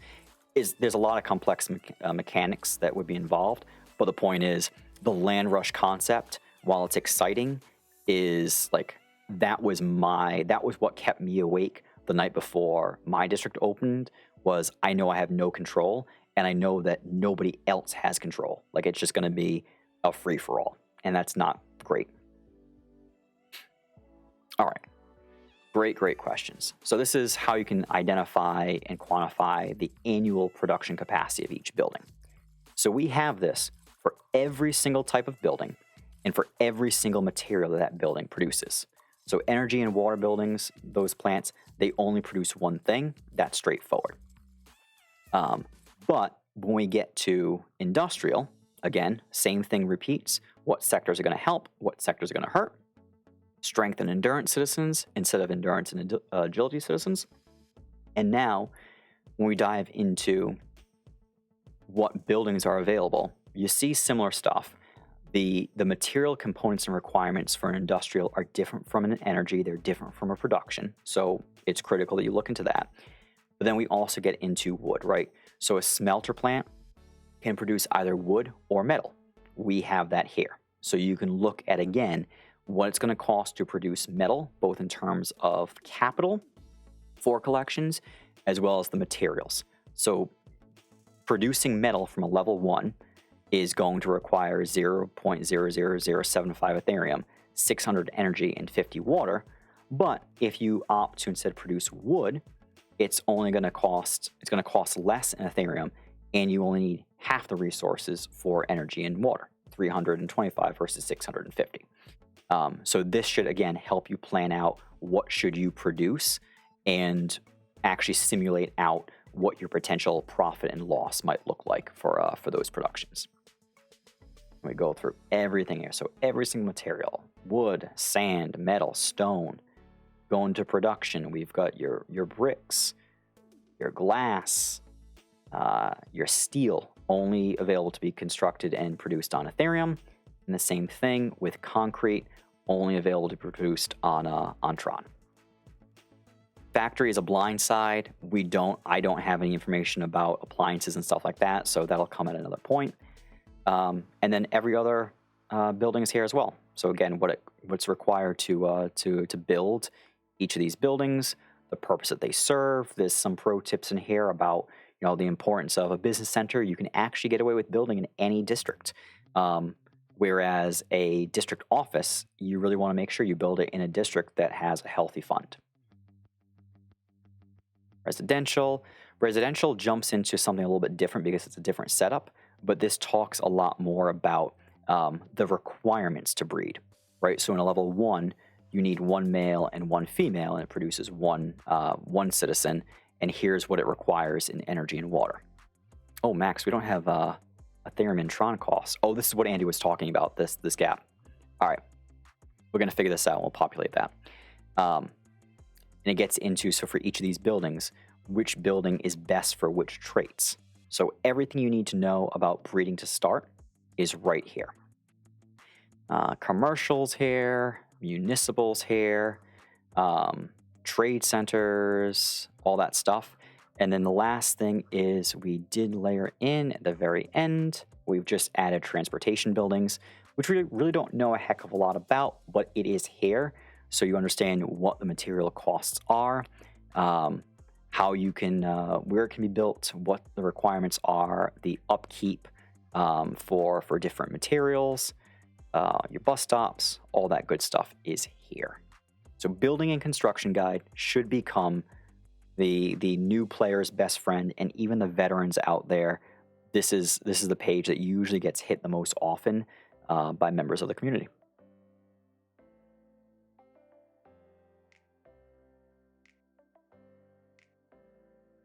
All right. So the next section we have here is our community sites and external resources. So there's a couple cool things that other members of the community have built. First one is Metaverse Max. So Lenny Darktech in the MCP Discord, he's constructed this really cool site. Specifically right now, it's just in beta for the Tron map. But this is a really awesome tool. It's super in-depth. Everything here is like really immersive and well connected. Anything you want to know about your operation in Tron or somebody else's operation in Tron, you're able to look up over here. And then there's also the original MCP wiki, which looks like the certificate has expired. But this is the original guide that a handful of us had compiled. So myself, Czech, Corporate, Spera, Knight, and Metho had compiled. And this has some really cool information as well. Most of the stuff that's here, we've also included in MCPHQ, but there is some stuff here that's unique to this site. So definitely check this out as well. I'm not sure about the certificate. Looks like it's expired. It has been safe historically, but if you're uncomfortable with that, you can always forego heading there. And anybody who has any MCP tools, we can link to that. We just have to verify that the site is safe, and we can link there.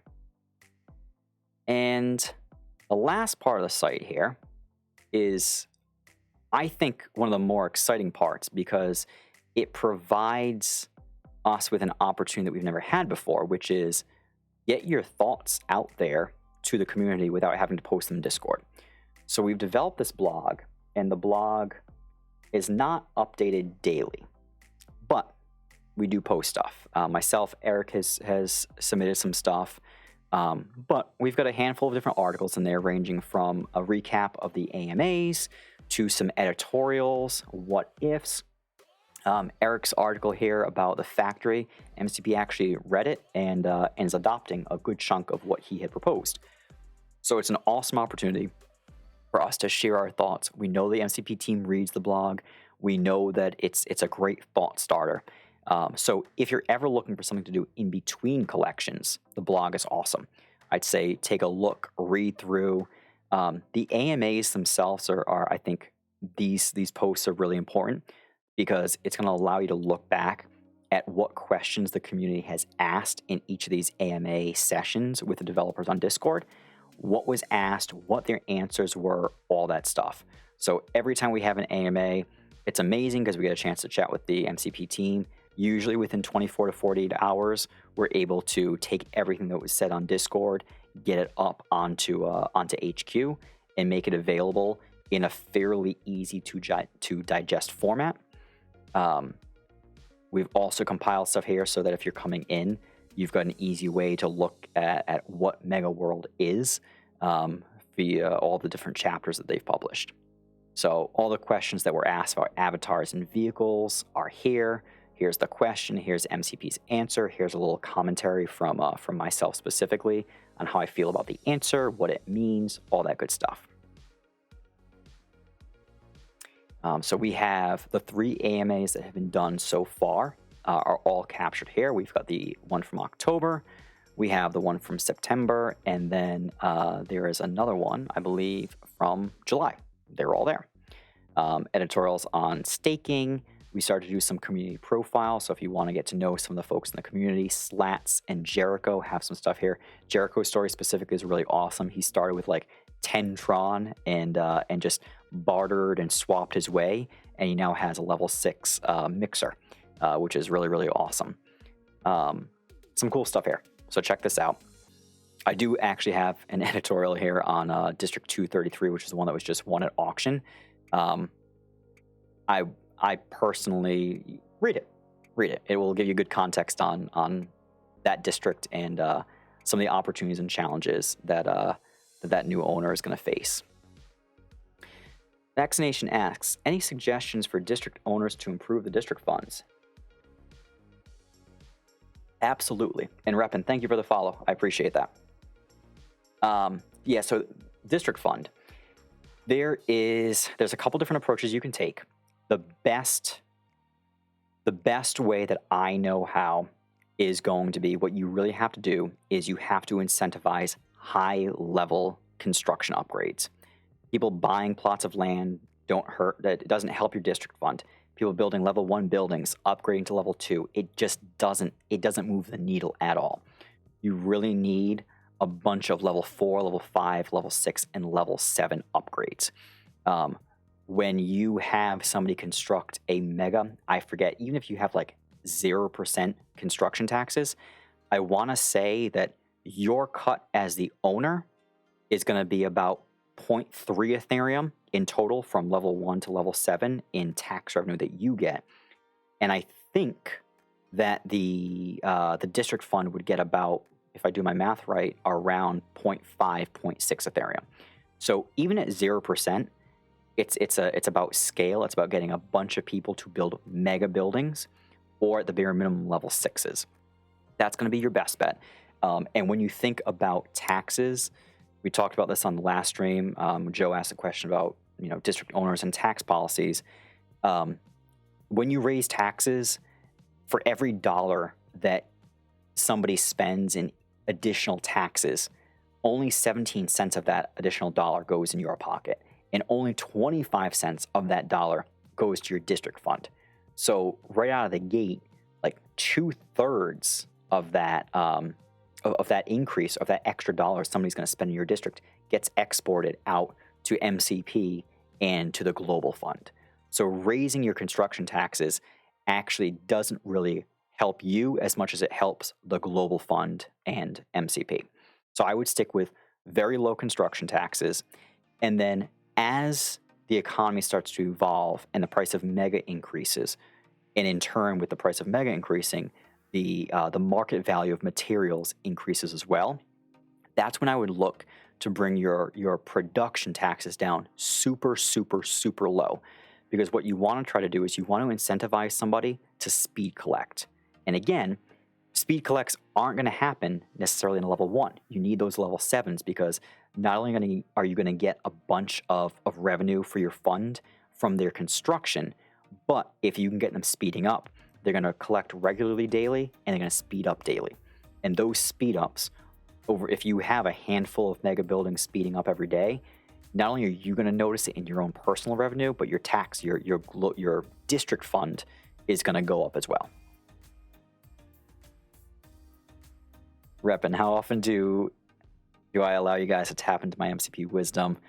What's the best way to get alerted of the live stream? Well, Reppin, since you're now the latest follower, you will be alerted, I think, the second that I hit go live. I do try to use Twitter and the Discord to make sure people know. So if you haven't already, you can follow me on Twitter at BabaYetu NFT. I post my stream schedules there, as well as any updates. So that would be that's probably your best bet. I'm learning how to use Twitch, so I'm using the schedule and stuff. So I'll try to keep the channel updated as well. But best source is going to be Twitter, and then you can totally just look for the alerts that should come up as a follower. And also, my DMs are open on Discord. Admittedly, my life outside of MCP is just too full of too many things. So, bear with me. It's not always a 24-hour response, but if you do send me something, I will absolutely try to get to it. Max is the best mod ever. And Max, let's be honest, Max is not a mod. He is much more than that. He is, for all intent and purposes, the producer of everything here. I could not do any of this without Max. Yeah, Scotty, I try to put it in general, and then any other channels if it's hyper specific to one topic. So this is the blog, and the news and updates section. To be honest, I try to update this, but it's not actually all that interesting. And there were lots of updates over the course of time, but as of recent, I've been focused a lot more on the stream. Baller's got a ton of stuff going on in his life, and he's focused on some stuff as well. So we've been a little negligent in our developer log updates. But MCP, you could take a hint here. This is what a developer log looks like, so you can see exactly what we've been up to and what we've changed and what we're working on. Hint, hint, wink, wink.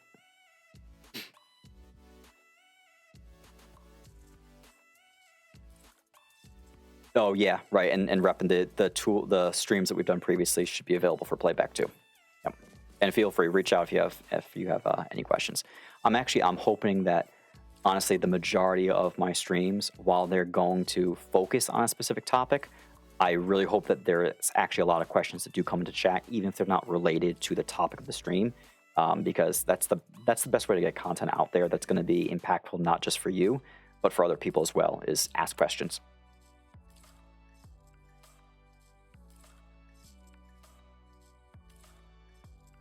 So that's MCPHQ, and we're working to, again, continuously update it. There's a lot of stuff we want to do with it. We would love to monetize it in the future, but for right here and now, it's a community site. Everything is free. Long term, if the game explodes, we'd love to make it something that can allow us to actually build out an MCPHQ corporation in game, and use any proceeds, anything that we monetize on the site, to then build business centers in Ethereum and Tron, to then generate revenue, which would go into the corporation fund. And all the people who help build the site and keep MCPHQ would be partners in that corporation and receive a payout from that corporation fund. So long term, we do have some plans, but for right here and now, it is all about getting as much information out there as possible to allow people who want to take the time to do their research, the ability to tap into a data source and knowledge base that's all kind of centralized for you. Vaccination, you should be proud. I was so happy when I saw you buy that district. That was great to see. I'm glad you stuck around. I'm thrilled to see how you've evolved your strategy from day one to now. I think depending on what MCP does with the dynamics of district ownership when World comes out, it could be a really, really lucrative source of passive income. And even if it's not lucrative or as lucrative as we want, it's still exciting. It's still great to be able to say, this is my district, and I can work with the community to create whatever it is that we want here. No problem, buddy. Thank you. Scotty, I think the cool thing too, and this is important. Districts, there's a lot of people, like some people can say they're hell-bent on Ethereum. The Ethereum map is better, the Tron map is better. When all is said and done, it's not about that. District ownership, the key is purchasing an unopened district. An unopened district allows you to make back a very large chunk of your initial expense on day one from land sales. And then every day from that, again, as people buy unsold plots of land, you're getting a % of that purchase price. So the key is an unopened district, because if you buy a district that is already open and mature, the problem is you're not getting any land sales initially. And most of the buildings have already been built and upgraded. So be very, very careful when you purchase a district secondhand. Consider that you are going to have to make money, or you're going to have to think about your ROI timeline being a little bit longer, potentially, than if you bought a district at auction and opened it. Oh yeah, Scotty, with the Axie stuff, absolutely. It's a massive opportunity, and MCP has everything that they need to, and it's not even about like the Axie model isn't good. It's phenomenal. It's phenomenal for Axie, but MCP has a foundation that goes well above and beyond what Axie has currently created. So it'd be amazing. Kevin makes a great point. Owning district can be part of a vertical supply chain. And what I love about that comment is it's a perfect example of myself and Tron, because I don't build offices. I don't build offices mostly because in my mind, what I tell myself is if the game takes off, I can sell my materials for more money than I'd be getting from an office, and I can always buy or build an office. Whereas if I start with an office first and the game takes off and materials take off, my ability to acquire materials is still hindered by not being able to produce them. So everything for me is I build with the assumption that at some point in time, Mega is going to become disproportionately valuable compared to Ethereum or Tron. And when that happens, then I can actually kind of future-proof and fill in the gaps and use any profits at that point in time, pay my taxes, and whatever's left over, build offices, business centers, and all that stuff. And yeah, so to Kevin's point, what happens now is I'm actually able to pay for my collections using some of the tax revenue that comes in from other people collecting or building, which is super, super helpful.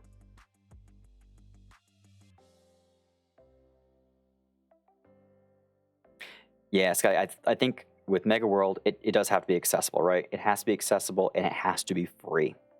And that's the key. It has to be accessible, it has to be free, and ideally there is going to be a way to easily manage your scholars or your corporation or whatever that entity becomes, because similar to like the rental user interface, the rental UI is really, really tricky. It's just not it's not user friendly, and if we're not able to effectively onboard all these new players and it's an easy and seamless experience for us as well as for them, we're going to fall short as well. Yeah, great points. I don't think I have anything to collect at Tron. I think I'm got all my Ethereum stuff done. Oh, I am fresh out of money. Does anybody need 944 steel? I will only charge 20% above market. Right. You guys have any questions? Was this helpful? Is there anything that you would like for me to go a little bit further or deeper into?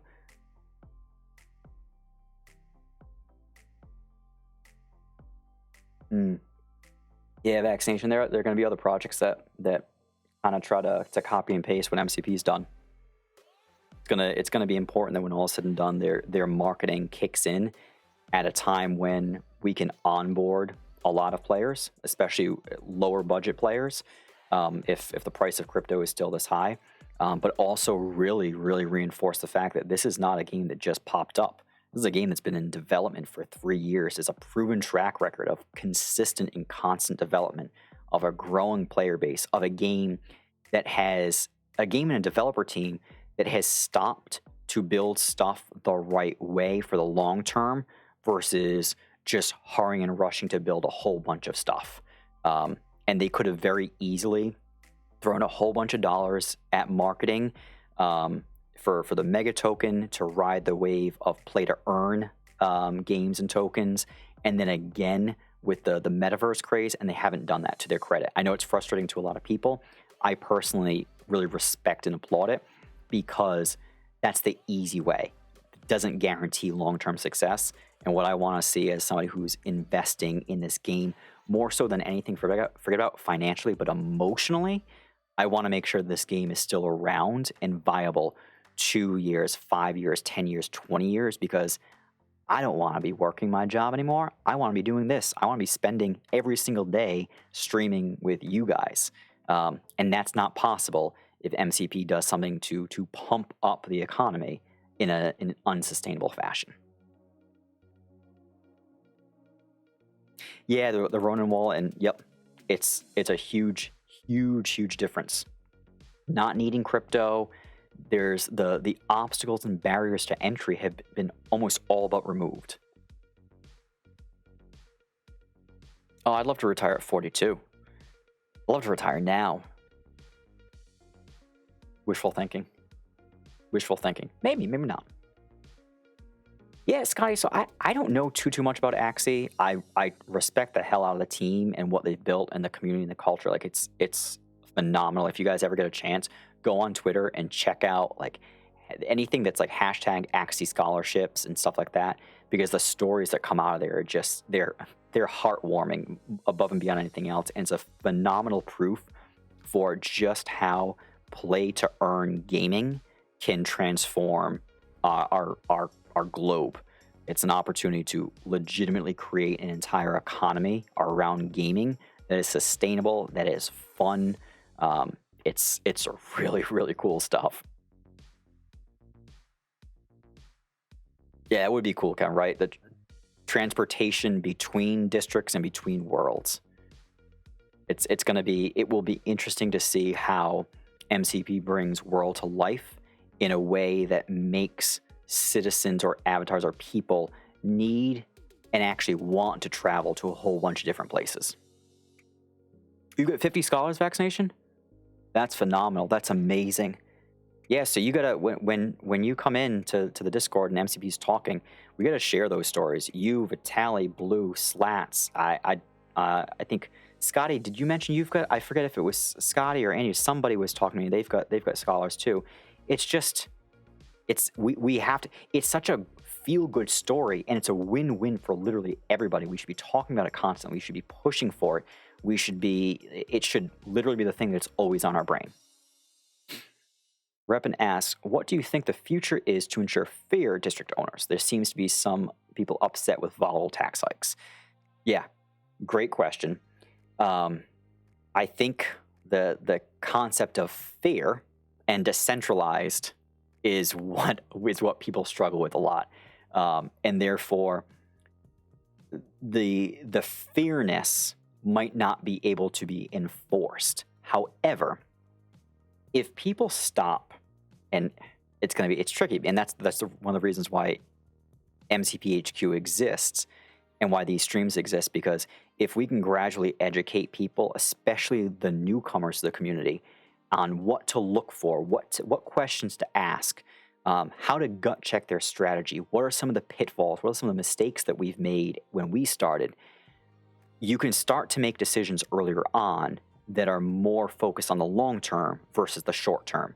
And usually newer players come in and they're used to crypto. I put $5 down and I walk away next week with $50, and it's this magical machine. MCP is not like that, and thank God it's not like that. But what happens is the system of checks and balances really comes into play with a district owner. Just people buy blindly. You buy in a district because the land is cheap. And then you overextend yourself. You say, I'm going to buy this plot of land for 300 Tron, and I'm just going to build a level 1. But then you sell some stuff, and you get a little jingle in your pocket, like, I'll upgrade it to level 2. And before you know it, you buy another plot of land, and you just keep building in a district where your district owner hasn't proven themselves to you. So if you think about it, while there's no way to enforce fairness, the community has the ability to, I think, insert themselves into the conversation to say, hey man, like, I don't like your tax policies, and here's why. The biggest thing that you see is when taxes are increased, construction stops and speed up stop. And when those two things stop, that's the leverage that the community has over a district owner. But unfortunately, that district owner also has the ability, if they want to drag the district through the dirt until they get their way, they can do that too. So I don't know that there's a way to ensure fairness, but I think that the more that we all talk about what is in our collective best interest, the more ways that we find win-wins between a district owner and the community, the better we are. Because without fail, I cannot think of a single situation where a district owner will benefit from having super high taxes or doing something that's going to hurt their community. In the end, it's not going to work out for them.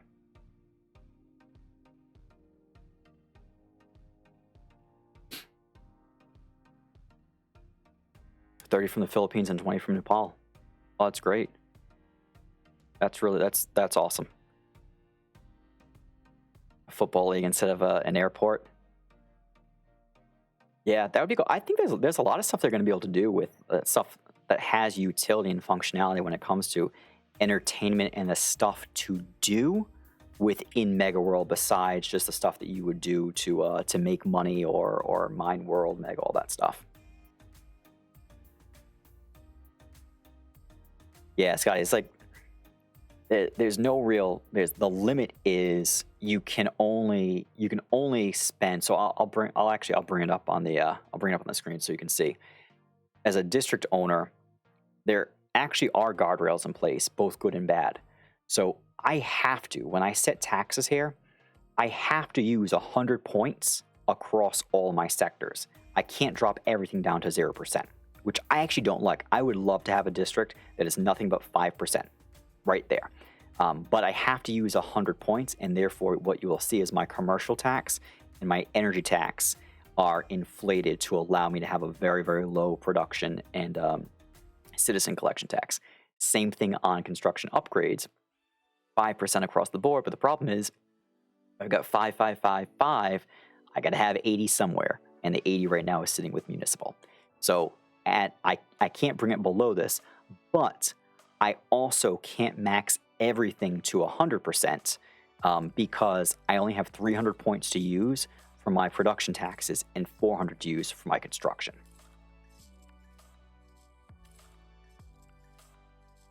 A small football league inside MCP. There's a lot of stuff that can be done with sports and gaming within the world. It'll be really, really cool, especially when you think about like how you can customize and personalize your citizen. So they've got certain upgrades or features that allow them to do different things. Yeah, Kevin. So Kevin says when municipals are good again, it's going to change a lot of things, which is spot on because right now there are so many of us that have said, hey, I want to keep my taxes low. And the easiest way for me to do that is I'll drop everything else down and I'll jack up the taxes for municipal, and nobody's going to care because there are so few people that own municipal buildings. And even the people who own municipal buildings don't typically staff them because there's not a lot of value there compared to everything else. So when municipals become relevant or necessary again, I'm going to have to bring my municipal tax from 80% to something more realistic. And unfortunately, if I bring it from 80 to 40, those 40 points I have to distribute somewhere across these other 4 sectors. Yeah, it means father in a handful of languages. I forget what it was. I don't know if it was Spanish or something else. Somebody said that Baba means slime. I forget it was Baba or Yetu, but there was something where I learned about it. I was like, oh, I probably should have checked all languages in the translations before I adopted this as my name in the metaverse. But yeah, I think I think originally, so I got the name from the game of Civilization, Civ 3 specific, actually Civ 4, where the intro song is a song by Christopher Tin called Baba Yetu, which I think is it's like the Lord's Prayer, but sung in Swahili. It is so beautiful. And so I got that from there. I think that in that context, it means Our Father. But in at least one language, I think it means Our Slime or Slime Father or something like that.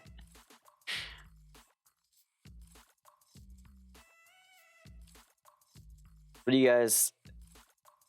Is it Lion King too? Oh, nice. It's actually funny you were saying Lion King because somebody was just upgrading in Tron and their in-game name is Lion King. So we covered a lot tonight. We are breaching the 2-hour mark, which is new territory. Before, I don't want to stop because it's actually more people here now than there was when we started. This is an interesting trajectory. So what I do want to do, like I'm here, I have coffee. Yeah, we blew through the 2 hours, mostly just from me reading off of a screen from MCPHQ. And you guys aren't asleep yet? Just jiggle the mouse. Make sure you're still watching.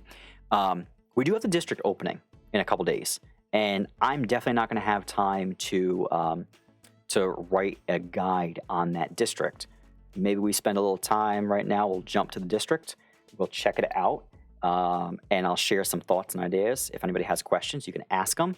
And then for the folks who haven't been able to join the stream and want to know a little bit more about the new district, they can come here and watch the entire 2 hours and then find this at the very end. Scotty, it's not just you. One of us. You're one of us now. Microeconomics and MCP has consumed so many of our brains. So many. All right, let's do this. Let's do this relatively quick. All right, so the district that is opening. Let's see here. Let me check Discord. All right, so District 255 is opening November 19th, 1 p.m. UTC. All right, 255. Tron side. Let's check it out. Free promotion, the new owner. Alrighty. It does, Kevin. Just wait, Scotty. You're in the infant stages of this obsession. 2 years, or actually, hopefully, much less. You will be like me, sitting over here, talking on and on and on to a camera and a couple screens and some folks from around the world about this game. And anybody who randomly hops into the stream is like completely lost and confused because they don't get it. And it's like, hey, this looks like SimCity, but what on earth are you talking about?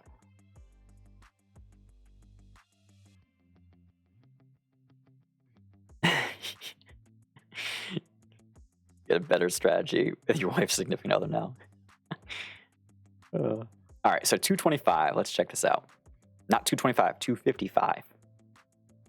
All right, so District 255, opening on November 19th.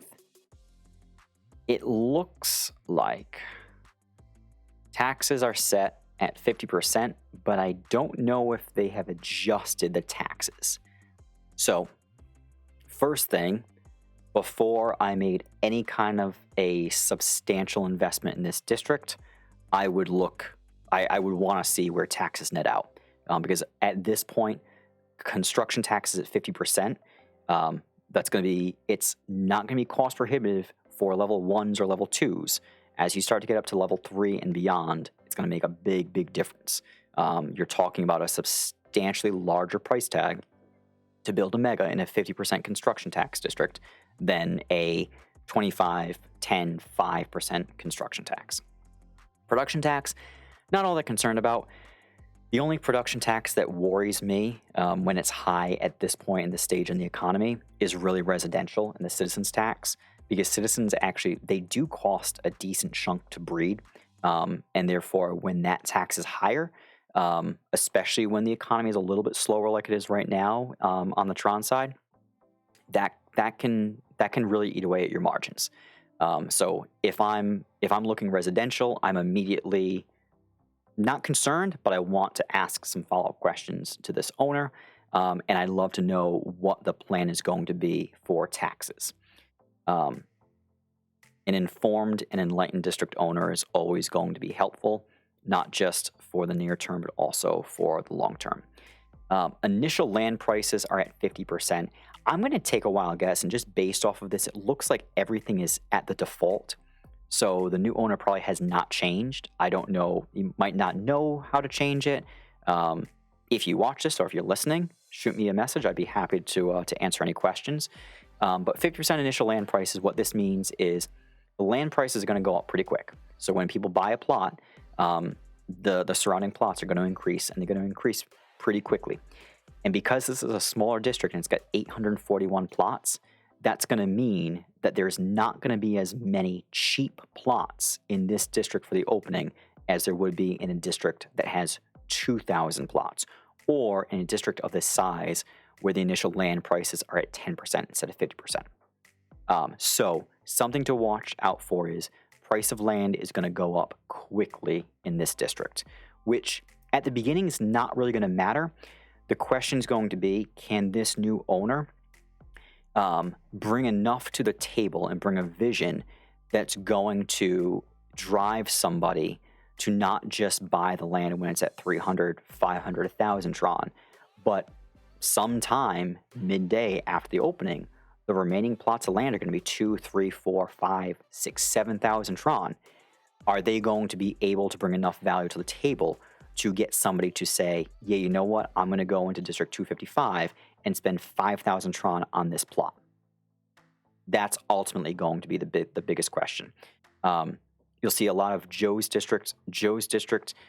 He opened with very, very low taxes, but very high initial land prices. So what you'll see is typically there's a lot more open land. When you have a district that opens with very high initial land prices, you will see a lot less get purchased on day one, and it develops a little bit slower. It's not necessarily bad though, especially if you're a district owner that almost wants to preserve and say the value of my land is actually locked more in mega world and not microeconomics, and therefore I actually want people to pay more for my land because I don't want them building an industrial. I want them building a custom building. All right, so land prices are going to go up pretty quickly. 4 resource spots, so that means that on this map, let me see if I can zoom in a little bit more here. It doesn't zoom the map, it just zooms the browser. Okay. It means that on this map in this district, there are 4 distinct clusters of resource plots. And we can find those. Okay. All right, so what we can do is we'll go to our resource overlay. And we can look around and you can see where the resource plots are already. So these are the spots where you can build energy. And what strikes me about this district is, we're going to go back to this view because this view is a lot easier to see the entire thing. While it is smaller, the map's not coming up. That's not helpful. While it's on the smaller side, I cannot see the map. I would love to see the whole thing. There are some areas, whenever you see this where there's trees and no land plots that are buildable, one of the interesting opportunities that this offers is protection from negative IP. Usually a lot more relevant for if you're building like a really, really high IP residential area, because you can protect those residential buildings from industrial production and energy buildings using these trees. In this particular case, because there are resource plots over here, what's going to happen is residential is not going to get built here because this is going to be energy, and then near the energy on the outskirts is going to be industrial. You might have some production fill in, but you're going to have industrials because of your proximity to energy here. 1 plot, 2, 3, 4, 5. Your industrial buildings will at least extend to over here. And industrial buildings that are over here are going to get some IP boost from energy, which means that plots 1, 2, 3, 4, 5, everything in here is going to be terrible for residential. And you have energy plots over here. So again, extending out 5 in each direction. 1, 2, 3, 4, 5. This whole area is going to be industrial. There's no chance of putting up anything residential until over here. So as long as there's nothing, there's energy up there, but not much. This area has protection. So this area over here, just looking at it quickly, so in the ballpark of X390, Y377, this area, you've got protection over here from industrial energy and production. You've got some natural protection over here. So if I was going to build residential, this would actually be a pretty good area. I could build some residential, I could put some office nearby, and I should be relatively protected from industrial. A lot of forest. A lot of camping. Kevin, don't let the beard fool you. There's, with the exception of the beard, there's very few manly things I bring to the table. changing a light bulb might be the extent of what I can contribute in a manly fashion. So you get some opportunity for residential. It's going to give way to, again, energy and industrial over here. This district is open. What do we have here? Industrial. So this area is not going to be good for residential. You've got resources over here. So this is going to be all industrial. Along here, oops. I jumped. 5. I jumped and I lost my spot. Over here. This area has industrial. So the challenge is going to be the outskirts of this district are bordering districts that are already open and they have industrials built here. So this whole area over here, not going to be good for residential. 1, 2, 3, 4, 5. So you could get away with building residential in this second row or right over here, and you're not going to be negatively impacted by these industrial buildings. So something to think about. So you could build residential over here, but the second somebody builds an industrial over here, it's sayonara to that residential zone. So this is all open area. So in theory, over here, so in the ballpark of, let's just call this 411, 346, if the new owner wanted to set up a really rock solid residential area, they could try to get people to use this area for offices and residential, because there aren't any resource plots around, and therefore somebody who's going to build an industrial here is going to build an industrial knowing that their IP is not going to be close to max because there's no energy to help it. So you could do something here. It's going to come down to how effective is the owner at containing the spread of industrial. Because if industrial buildings start popping up all over the map, because this district is so small, it's going to be very, very challenging to create high IP residential zones. That is absolutely correct, Kevin. The owner could carve out a POI to protect as well. POIs, when Kevin talks about protecting using a POI, serves a couple purposes. So one is the elimination of negative IP caused by the same type of building. So too many residentials nearby or near each other creates negative IP for other residential buildings. A POI, if your building is in range of it, it will eliminate the negative IP that other residentials put on your residential. However, it does not remove the negative IP that comes to your building from another type of building. So negative IP hitting your building because of a nearby industrial hitting your residential, a POI doesn't eliminate that. So that's important to know. So there's the one thing I really, really love about this district. There's more than one, but this specifically, if you look at the way things are laid out, there are very, very few 2x2 sites that are squandered with footpaths, roads.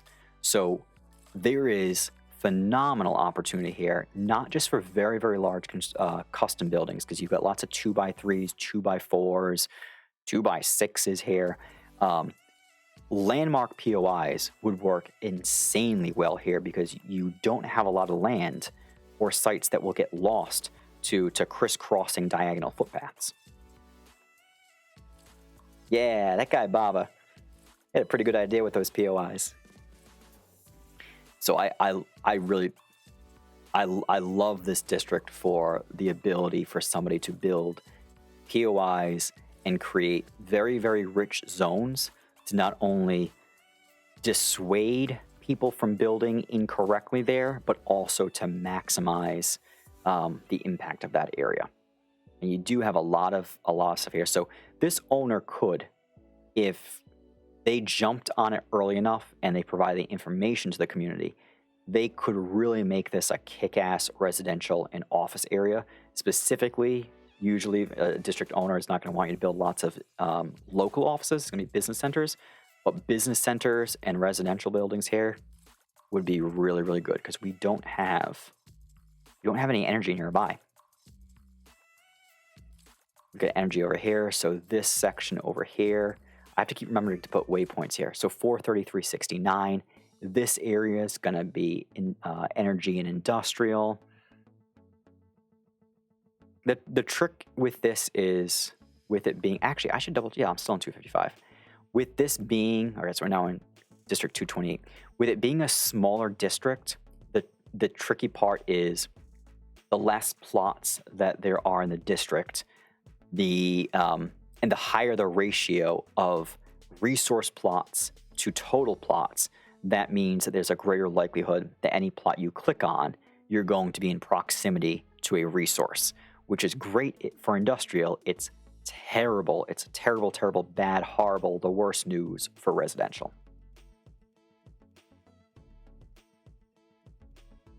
Yeah, Kevin, if those, think about it, if the POIs have additional utility added, then it becomes an absolute no-brainer for district owners to build them in a public capacity for the community.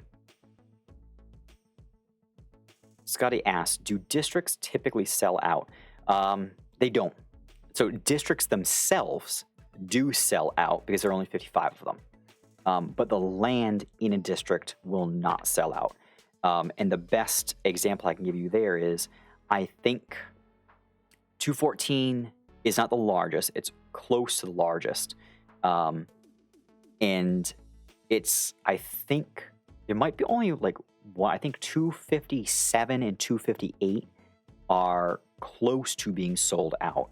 But 214, there's a lot of land that's been purchased, and it's still only like, I think like 52% of the plots have been purchased. And that's with a district that objectively you could probably say has been run effectively. And even with that strategy in place, there's still that other land is still cost prohibitive for people to buy. So Mega World has to come in and really create a reason for somebody to spend 10, 15, 20, 30, 40,000 Tron per plot in order for these districts to sell out. And same thing on the Ethereum side with Ethereum, with the cost of Ethereum running up. You know, somebody buying a plot of land now for half an Ethereum. In March of 2020, it was, what, $150? Now it's almost $2,500. It's crazy. Yeah, so I think if the community comes together and you can limit the spread of industrials, there's a lot of really, really great opportunities here. It's going to be smaller. The land is going to get expensive fast, but there's nothing here that's like, oh my gosh, this is terrible. Very few plots of land taken out of commission by paths. If you're building transportation, crosswalks, there's plenty of space here that doesn't have crosswalks, so you can build bus stops. Some cool water features here. Right, that's 255. Metro station. So this might be a good example of a district that might be a little bit more dependent on transportation because of the design and because you've got these woods kind of bordering it on this middle section. Probably going to be a little bit more dependent on a more robust network of bus stops, but that should be easily addressed. 2 plots next to each other for 750 Tron each. Definitely doable. Definitely doable. Usually what happens in a district opening is there's a lot of lag. Screens go black, the map doesn't load, and what happens is people look at it like, oh my gosh, there's an issue on my side. Let me just reload and refresh. And then they compound the issue because now you've got 100 people, 200, 500 people all refreshing their browser, putting even more demand on MCP servers. So historically, district openings are chaos, is probably the best way I can describe it. So for the folks who are participating in the district opening for 255, I hope this was helpful. Again, your district owner is going to be important. It's going to be the difference between whether it's worthwhile to spend 5,000 drawn on a plot or 1,000. That's when it all comes down to it. It's easy to purchase a plot and say for the here and now, here's the purpose it's going to serve. But long term, if you're building on a long term strategy and land in 255 is part of that long term strategy, you have to make sure that until you have a better feel or better relationship with that district owner, that there is some level of risk of volatility there. But all of that stuff can be easily cast aside just by having a conversation with the new district owner. Right. 90 minutes. No. 160, 120, 150 minutes you have been listening to me. Oh, you are saints. All right. I am going to wrap it up here. I hope that this was helpful to everybody. I know the HQ content is a lot of stuff to go through, but I'm hoping that just seeing the different parts of the site and the way that you can use them and some of the commentary is going to be helpful. So please, as new folks come into the community, send them over there. Try to help them the same way that other folks are helping you. And because when all is said and done, having an informed community is so much better. Somebody else learning what it costs to build a plan and what you can produce and all that stuff, it's not going to detract from your ability to monetize or to profit. It's just going to make sure that somebody doesn't come in, waste their money, walk away, and never come back again. My pleasure, Rep. My pleasure. I can't wait to see you there in 214. All right, MC people, I'm going to go to our ending scene. I'm going to be here, so if you have questions, toss them in chat. I am streaming again this Saturday at 11 a.m., and the topic is cost to produce, which is going to cover how to understand what your actual margins can be for some of the more complex materials. So we're going to talk about that. And I do want to spend some time at some point in the next week to talk about the Mega token I've been getting a lot of questions about that. So if you have time, Saturday, 11 a.m. Eastern, come and join me again. We're going to talk cost to produce. Going to be very spreadsheet heavy, but should be interesting. So thank you all. You've been wonderful. Please keep the questions coming. And I appreciate each and every one of you. See you later.